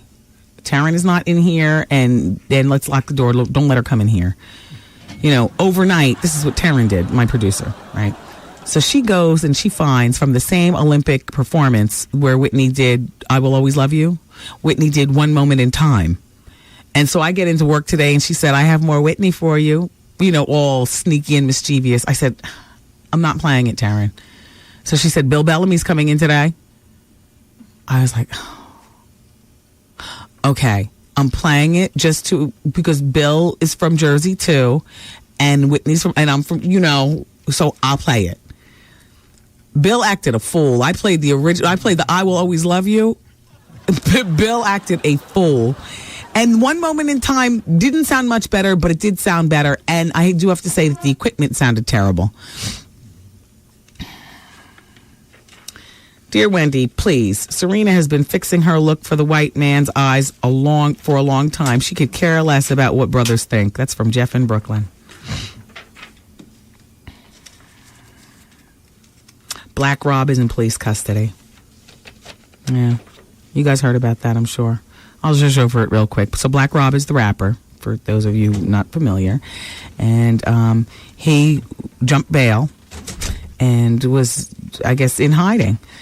What were they looking for him for? Well, he robbed a woman's hotel room and was seen on security camera doing this. This was back in November of 2004. So he pled guilty in November of doing just that, and he was sentenced to 2 to 6 years in prison. They let him remain free on bail, but he didn't show up for his arraignment on January 24th, so they issued a bench warrant for his arrest. So he wasn't heard from until he was picked up by the cops. So now he's in custody. Oh, there's Taryn, troublemaker that she is. No, I don't want to play it again. Until after Puerto Rico. And for the Dynasty fans, of which I was a big one, I am looking forward to the Dynasty reunion. I think that everybody on that show could still possibly have it, including Joan Collins. Joan Collins said she wasn't going to participate if they included Michael Nader, who played her husband on the show, Dex Dexter. Joan says that, back in 1989, Michael was doing an interview. In the interview, he suggested that Joan was a preening diva who sipped champagne and ate caviar in her trailer while the rest of the actors learned their lines. Well, not for nothing, Michael Nader. I never noticed Joan Collins flubbing lines. As a matter of fact, I lived for Joan Collins on that show, didn't you? So they said, Joan, okay, so we're not going to have Dex Dexter. We'll play some kind of kill-off or something like that, and you'll be the reigning diva. By the way, your champagne and caviar will be waiting in your dressing room. They didn't say that part. I just added it. Bump. Mary J. Blige has an alter ego. When she raps, her name is Brooke. Brooke is so not a rapper's name. Like, why Brooke? Anyway, but Mary says that, like when you hear her on Busta's Touch It remix, Busta wanted, here's Mary's quote, Brooke cut loose on Busta's record. She did her thing. Busta didn't just want Mary on it. He wanted Mary and Brooke. So the calm one rapping is Mary. The wild one is Brooke. That's what Beyonce says. The calm one is Beyonce. The wild one is Sasha. The calm one is Wendy. The man is Woody. And I've just learned today that the Woody button is broken. Can you please just try it one more time? Testing 1, 2, 3 on the Woody button. Testing 1, 2, 3. 1, 2. Whoa. Bring me down or I'll create another character. Don't F with me. Oh, give me a name. Come on now. All right. I think this one should be. Now, this is the child. The one that reprimands Wendy. The 12-year-old in me. See, this is how I identify with Mimi. Because I so believe that when a person, particularly a woman, lets go of the childlike qualities and the enthusiasm, then she is just a boring, bitter woman. And sometimes that is just, well, I have to tell you all, a lot of the kikiing that you do from this show comes from me being very sophomoric. And I'll tell you this, I pay my taxes and I pay my bills on time. I'm a good daughter, but I have a very, very childlike quality that I totally embrace. And so when we do foolish things, and I embrace my sophomoric humor, that's the funny. Now, who is this character? And will this character have to disappear once Woody gets fixed? Let's play with the machine and see if we can make another character. I have to think of a name. Oh, this character's name is Bambi. Oh. Yeah. She's very blonde and very busty. And forget the 5-pound weights. Bambi will squeeze the life out of a 10-pound weight. All right.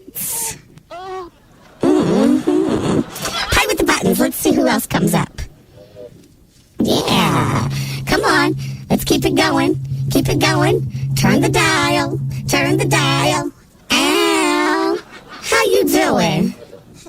This is how Zoe talks. Isn't this Zoe's voice right here? Hey, Miss Wendy. Miss Wendy, do you need some water? Miss Wendy, I have a phone call I wanted to make. And I just wanted to... 1, 2, 1, 2. This is Bambi and Woody all in one. All right. I hear Bambi, I hear Woody. I hear Bambi, I hear Woody. Ow. How you doing? I hear Brooke, I hear Mary, I hear Sasha and Beyonce, I hear Mimi, I hear Mariah, and Bambi, and Woody, and Wendy all in. How you doing? If you adjust it more, can we just keep it to Woody? Check 1, 2, 1, 2, 1, 2. Wait a minute. Oh, shoot. I'll kill you. I will kill you! Stick 'em up.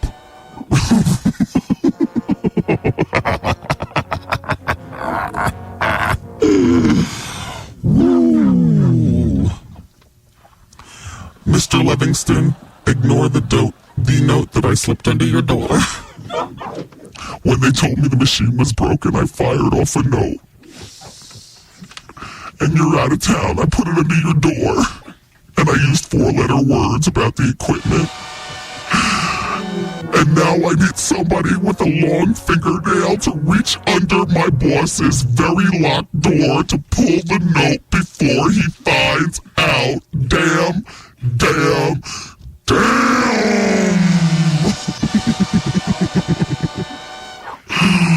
Oh my gosh. How big is the crack under his door? It's just big enough for a piece of paper. Oh man, I know what I'm going to be doing during the commercials. Yeah. Oh my gosh.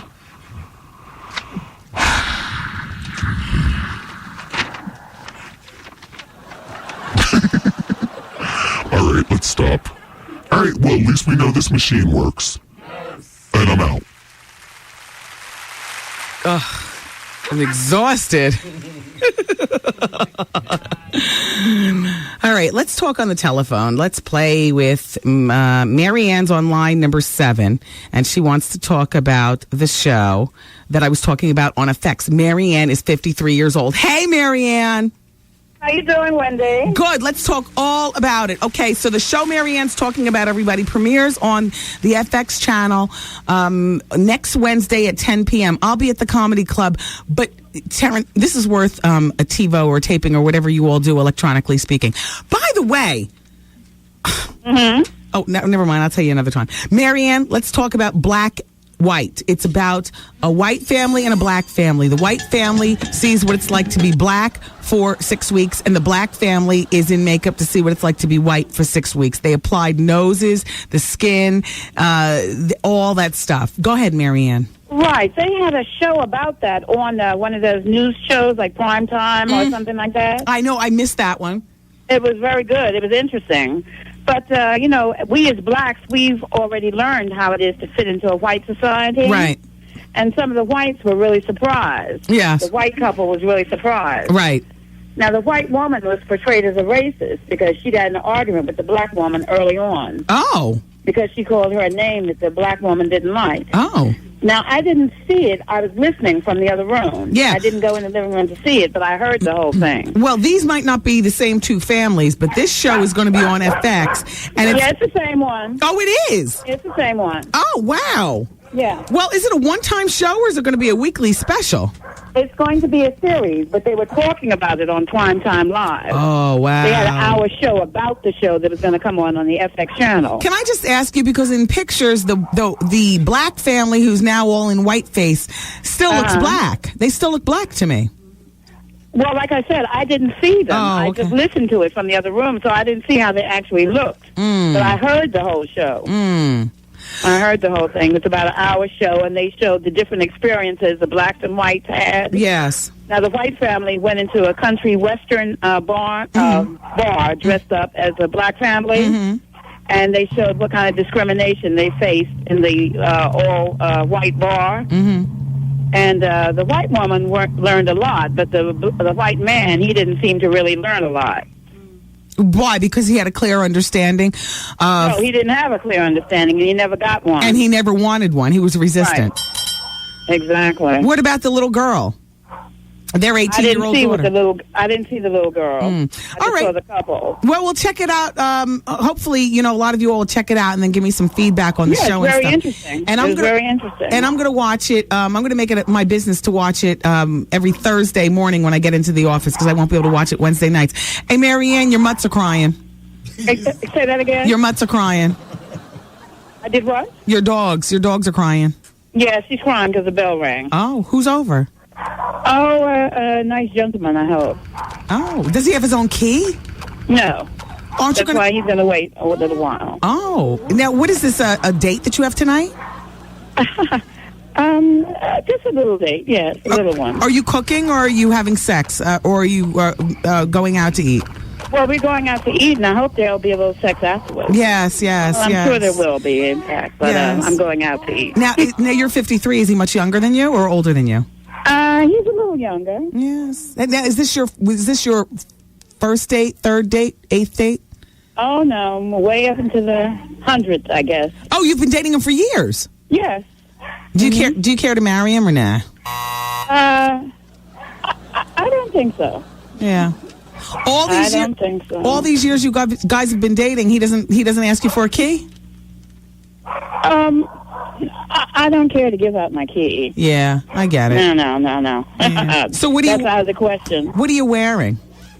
Right now? Yeah, I mean, your gentleman is there. It's dinner time. You guys are going to be going out as soon as you hang up the phone?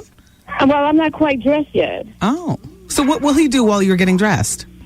He'll sit and, maybe listen to you. Oh, okay. He might listen to you. Okay. I don't think he'll change the channel. No, he'll listen to you for a little while. Mm-hmm. I'll be dressed in a moment. Yes, what are you wearing on your date? Oh, I have a dress that I would have worn to your Dons and Divas because we're going out for a special evening tonight. Oh, wow. Yeah. We'll have a wonderful date. Thank you, Wendy. I will. Take care, Marianne. Thank you for listening to the show. Bye-bye. You good? That's Marianne, everybody. She's a woman of a certain age, still getting it. Okay. Mo is on line number 5, calling from Tennessee. Gone. Okay. LaChristie is 36 on line number 4. Now, she's driving and wants to pick up the coochie weights now. LaChristie, I threw away the telephone number. Okay. My phone number? No, did you copy down the telephone number for the weights? Oh, no, for the weight. Oh, I had the phone number. Oh, I'm just saying, I'm from Lakewood, New Jersey. Oh. And I wanted to talk to Miss Wendy. Here I am. Wendy. Yes. Is this Wendy? Yes. Wendy, let me tell you, honey, I'm from Lakewood, New Jersey. You're going to go around the corner to the factory? Wendy, you think I ain't? I'm going to go around to the factory, find out where they make it, see if they got some, overnight, you know how people stay, over shift? Yes. Look, I will purchase my own stuff. Look, you want to check, cash, what you guys want. Because, Miss Wendy, I met you when you came down to your hometown. Book signing. I had my little boy Trey with me. Oh. He wouldn't talk to you. Uh-oh. He was just standing there. You signed both of my books. Yeah. And I said, Lakewood, New Jersey? Oh, she calling out Lakewood? Yep. I said, Wendy, let me tell you, honey. You don't think, they ain't got to take no overnight. I want to go there. You tighten that cat trap. And I'm going to be like you. I only know £1. No. I'm skipping right to the £5. That's right. Let's get right to the point. I need the £5. I told my fiance to turn to the station because he's out and about. You're going to hear me on the radio, babe, so you know what time it is. LaChristie, thank you so much for listening and calling, and good Wendy, luck with your weights. I love you. I listen to you every day. I love you. I live in Burlington County now, but listen, I'm still hometown Lakewood. Okay. All right, Miss Wendy. Take care. And how you doing, girl? All right. How you doing? Have a good weekend. Bye, LaChristie. Bye-bye. Bye-bye. Okay. Kmar is on line number 1. She's 37. Oh, she wanted to talk about Brian Austin Green. I would have taken it. I don't know. Gwen is on line number 4. She wants to talk about Brian Austin Green. Is she there? She's not. Rosie's on line number 2. Wants to talk about her boyfriend? Okay. Rosie? No, this isn't Rosie. Uh-oh. Okay, well, I'll talk to you. Hi, Wendy. Hi. This is Alexis. Hi, Alexis. Hi, I want to talk to you about that chick, Tamala Jones. Oh, yeah. I just thought it was, really disrespectful. You don't know her and all of this other stuff. She was entitled. Because I'm a firm believer in if something isn't true what someone is saying, why are you getting so mad? Well, that too. But you want to know what? I'm a firm believer in if you put it out there, expect to, get it back. Like for me, yeah, if it weren't for me, perhaps she would be happily married and being called Mrs. Nate Dogg at this point. Exactly. Yeah, but you can't do dirt and then expect dirt not to come back to you. Well, I don't know that how she was living her life was dirt. It just so happens to be some things that birdies had been telling me for years pertaining to her. And when Nate Dogg came to the studio, Nate Dogg, who I've always loved, and I squeezed out of him how was his love life, and he said he was engaged to Tamala. I said, You messed that one up, huh? Yeah, well, I didn't do it intentionally, but I said, I have some stuff to tell you if you care to hear. Uh-huh. And he cared to hear, And he really was like, hold up, wait, let me get back to LAN talk. I don't play. Wendy. Huh? Can I also say something else about Sean Combs? Goose, get ready. Huh? Go ahead. Well, he was down the station there like a couple of weeks ago on that morning show, and he was like talking about how like he pays people what he owes them and all this other stuff. And I have two cousins that was working in one of his stores in Woodbury, in a factory store. They just like closed the store down like right after New Year's. Didn't tell anyone. Told the guys that they were going to give them severance pay. Didn't pay them anything. Wow. And, like, my cousin, like, he didn't even come to, like, Thanksgiving dinner because, like, Black Friday, he had to open up the store at 3 a.m. Oh. And when I went there, you know, to meet him, to go shopping, it was, like, a line around the corner for the Sean John store. And people were, like, cheering and stuff. And, like, my cousin literally had to, like, stop people from, like, taking, like, his jeans with the crystals and all that crap on it. Wow. You know, and I think it's just really messed up that they just closed that store like that. And these people got families. You know, my cousin got kids, child support. I'm pretty sure, you know, P. Diddy knows what child support is like. Yeah. You know, so I just think that was really messed up that he said on the radio and talking about how he pays people what he owes them, and he really don't. And he don't care about the community. So has your cousin gotten his money to date? No, my cousin is still unemployed. Both of my cousins, I have two cousins that was working there. One of them was the assistant manager. Yeah, but unemployed is different. I'm asking, did he get his final check? No, he did not. And he didn't get his severance pay. He also came to the city and did a sample sale where they were supposed to pay him gas and mileage, which they never even paid him that. Wow. And they're like giving him the runaround like, oh, it's not Sean John's company. He sold it. But his name is still on the door. Oh, wait. No, hold on. If he sold the company, then his name on it is irrelevant. Yeah, but you're still promoting it as you're designing the clothes, you're doing this, you're doing that. I don't understand that. Your cousin does. Your cousin. No, he doesn't because he's waiting for his money. But his money is not coming from Sean John. If Puffy sold his company, I have no knowledge of that. But if it's not Puffy's company anymore, if he did sell it. I don't know. I think that's just like an excuse that they're making up because his last check that he did receive, it said Sean John Inc. I know, but that's not necessarily, if Puffy sold that division, if he sold his clothing division, then it can say Sean John all day long from now until 100 years from now, but that wouldn't be Puffy's responsibility if he sold the company. Yeah, that's understandable. Okay. Yeah, but Wendy, I love you. Now, you know I don't... Keep doing what you're doing. Thank you. And... I wish I could go to Puerto Rico, but I can't. My husband's not even trying to hear that. Oh, all right. Well, it's okay. Summer's coming soon enough. We'll have our own Puerto Rico here. All right. Take care. Bye-bye. Bye, Wendy. Not that I want to stick up for Puffy, but if he sold the company, then it's not his responsibility. I try to be fair.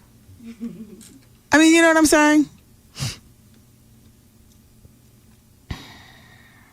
How you doing? Work to the left, turn to the right, yeah. How you do? Sashay, Wendy. It don't matter what you wear. We're taking a break, everybody. We'll be back with the remainder of the bonus hour and your telephone calls on the Wendy Williams Experience. And Vaughn is coming up at 7 o'clock with The Quiet Storm on 107.5 WVLS. Hey, what's up? This is Corinne Steffens, and you're listening to the Wendy Williams Experience. For one of them, if you could say, like, you know, Cam Steffens, a.k.a., you know, super. Nope, I don't use it. Nope. Okay, or you could say, like, the name of your book or whatever. Okay. So I'll do it on this first one and put in my name in the book. Okay. Name. Okay. Hey, what's up? This is Corinne Steffens, author of the book Confessions of a Video Vixen, and you're listening to the bonus hour on 107.5 WBLS.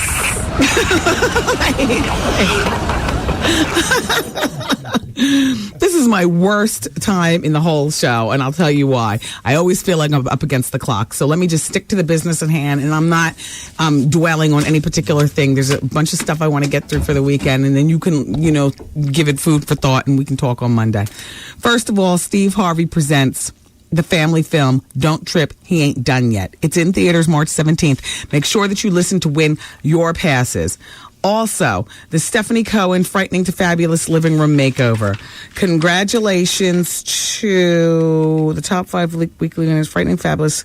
This is the last regular week before the finals. Log on to WBLS.com to find out how to take the frightening to fabulous living room makeover challenge. Weekly winners will receive an iRobot Roomba Chaudeleur vacuum and qualify for the grand prize. A complete living room makeover done by Stephanie Cohen, valued at over $50,000. Log on to WBLS.com or StephanieCohen.com and vote for this week's winner. The top 5 winners will be... Okay, well, it's Friday, so I should have the weekly winner, but I don't. Let's move on. 888-212-4534. That is the telephone number for Puerto Rico. Okay, let's move on. Executives at the new CW network, which was originally the WB, have canceled Charm after 8th season. The finale will be May 21st. Let's move on. Desperate Housewives will not be playing this weekend because the Oscars are on. Let's move on. You know Cassidy's out of jail, right? Okay, good. All right, let's move on. Wendy, did you weigh in about College Hill last night? Monkeys drinking and all over each other. No college courses. I don't watch College Hill. Nobody in the audience watched College Hill. Girl Friday watched College Hill. It must not have been that exciting because nobody got in contact. Let's move on. Lewis is 24. He's a graduate student, and that's why he watches The View. And he's not gay. Let's move on. Oh, by the way, while the commercials were playing, what I found out is that, because I went to Mr. Livingston's office and I was on my knees down, oh my gosh. Wow. Outside his door, I had my yardstick and I was trying to pull the note with the 4-letter words out of his office so he wouldn't see it on Monday. But I couldn't get it, only to come back in here frustrated and for Goose to tell me that the harmonizer really is broken. It is over 20 years old. I was like, what? Hey, Hollywood, do you know that we have one of the first harmonizers ever invented? Wow. And the only reason that it worked just now is because Goose was down on his knees. Clicking the dial. That's how we got Bambi and then all the way to Woody.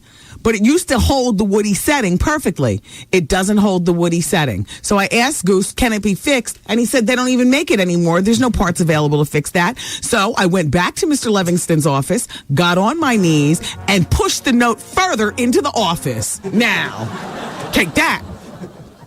And if I'm not here on Monday, have a best of show ready.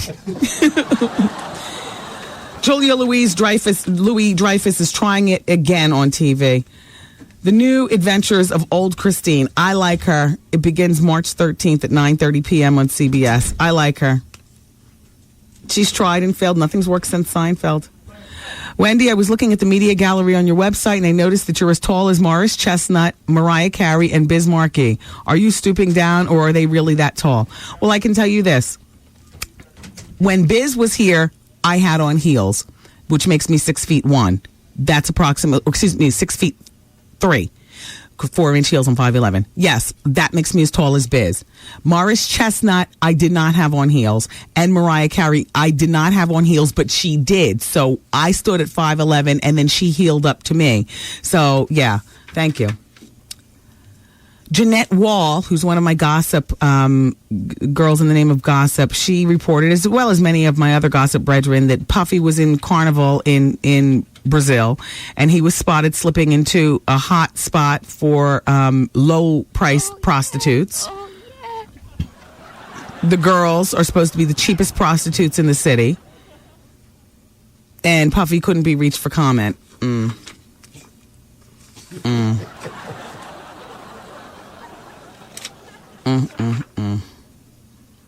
Jeanette Walls now does gossip for MSNBC. She used to be on the Gossip Show. Remember one of E's best shows when Julie Brown used to host it? This just in, although you might have heard about it. A man who bit off a chunk of his girlfriend's cheek and spit it out onto the sidewalk was sentenced to 15 years in prison Wednesday, 2 days ago. Gareth White, 27. Could have gotten 25 years, but the judge said that he had no previous felon and that plastic surgery could repair most of Dorothy Pritchett's face. The prosecutor said that as the couple argued outside their home on May 8th, Mr. White bit Miss Pritchett under her left eye, sinking his teeth through the nerves and the muscle. During the trial, the prosecutor showed the jury a jar containing the flesh, and Ms. Pritchett testified that she still feels a burning sensation and the numbness. Oh, girl, that happens with surgery. It goes away, though, eventually. Mr. White was convicted in January, and here's what Ms. Pritchett says. When I was bitten and my flesh was spat at me, more than my face was damaged. The compassion and love I had in me was killed. My courage and self-esteem was taken away. I believe it. Good. 15 years. Good. Yeah, good. Good. Shout out to MC Shan. Shout out to Roxanne Shante. Word has it in the street. You all are looking for new talent to help you reorganize the Juice Crew All-Stars.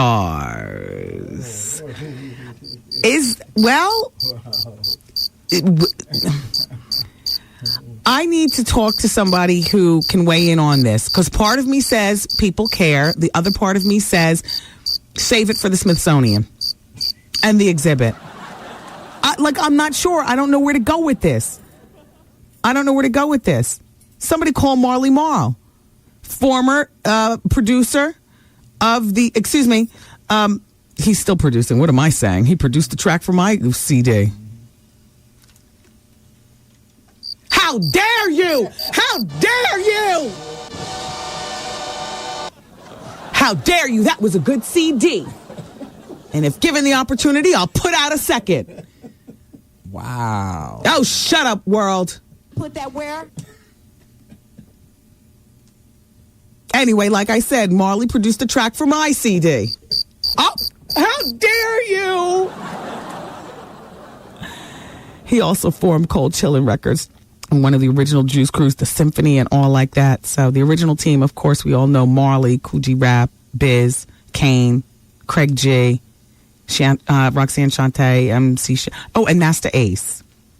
Now, according to Shan, the new group will be an alternative to today's MCs. Here's Shan's quote. The new Juice Crew will be something different. Not the I slang drugs, I got jewelry rhymes. It'll be more talented artists. We can make a whole new crew. To carry on the legacy of the original Juice Crew. All right, I'm interested. Put me in the interest bandwagon. I'm interested. Demos will be reviewed by MC Shan, Shante, and other seasoned industry professionals. Somebody call Marley Marl. Somebody tell Marley Marl to call the warm line. I know he knows the number. Hey, Marley, it's the same number since you were here at WBLS. You don't even have to call anybody. It's the same number. Marley, I'm leaving in 3 minutes. I need to know about this new Juice Crew, and also if you're still married to Mr. Eddie's father. Mrs. Livingston. Are you? I'm sorry. You know, she used to say, Mr. Eddie's father. Yeah, Marley Marl is married to the daughter of the owner of the Nissan Soup Company. Yes, he is. He is luxuriating. Wow. And she's old school. Old school. Like, where you bow and, I saw. Yeah. Imagine what Mr. Nissen thought when she brought home a big black splaboo from the Juice Crew All Damn Stars. You know what I mean? Hey. Exactly. But they've been married. I mean, if they're still married, they've been married like since forever. And they luxuriate in some huge compound up in Westchester. And Marley never quit grinding and making money. Like, you know what I'm saying? I know a lot of splaboos who, they would marry Miss Nissen Soup and lay back and luxuriate. Not Marley. Boy, oh boy, some guys have all the luck. In Times Square, that Nissen cup of soup blowing that fake smoke, that's been there for years. And guess how he found out she was Ms. Nissen? Listen to how he found out, because he told me this story. So they're walking in Times Square, which... There's Marley. Maybe he can tell his own story. I think that's Marley. No, don't put him on. You got to find out whether it's Marley first. So they're walking in Times Square, hand in hand, boyfriend, girlfriend, early in the relationship. And then Marley says that the girl, put him on the radio. I'm about to tell your story. Marley? Hey. Are you still married to Mrs. Livingston? You know it. Marley, look. First of all, my dude. Number one, I was about to tell the story about you two walking hand in hand in Times Square and her telling you to look up and seeing the Nissan sign. And then tell her story, Marley. Yeah, it was so funny because we was actually in Times Square and she started laughing and pointing up. And I was like, what are you laughing at? And covering her mouth, of course. Yeah. But we're married now for 5 years and we have a son and a daughter. Look at that. He locked her down. Did you marry with a prenup? No. Look at that.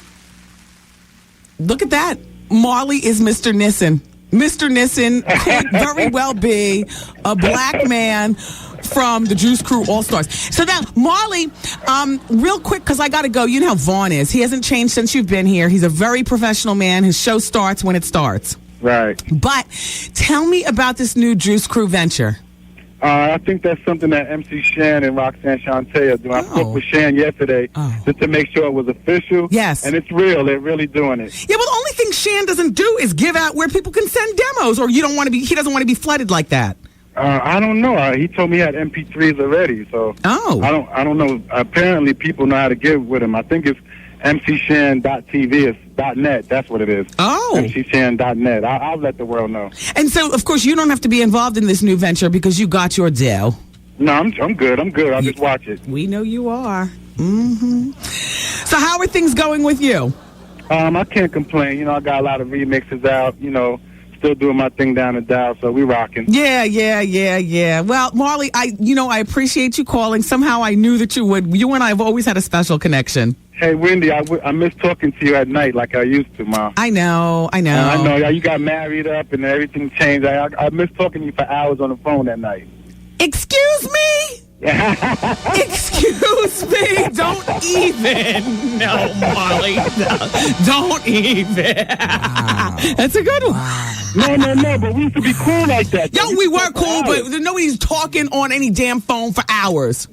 Okay. All right, my girlfriend. What time? We would talk for hours? No, we used to talk. We used to talk a lot, though. Yeah, we would talk a lot, but not on the phone. Okay. What? Marley, don't even try to make this into something that it never was. No. We was cool like that. Okay, all right. I'm just saying that we was cool, and I miss talking with you, Mama. Can I just ask you one question? Because this is the part of the story I forgot. How did you meet Mrs. Livingston? Actually, she was with a tour guide in Manhattan. Typical. And me and P. Rock was walking up the street, and they wanted to take pictures with us. And P. Rock knew somebody in the tour, and that's how it went. He dated somebody. We went on a double date, and me and her clicked up. Did she look like she was wealthy? Was she dripping in anything special?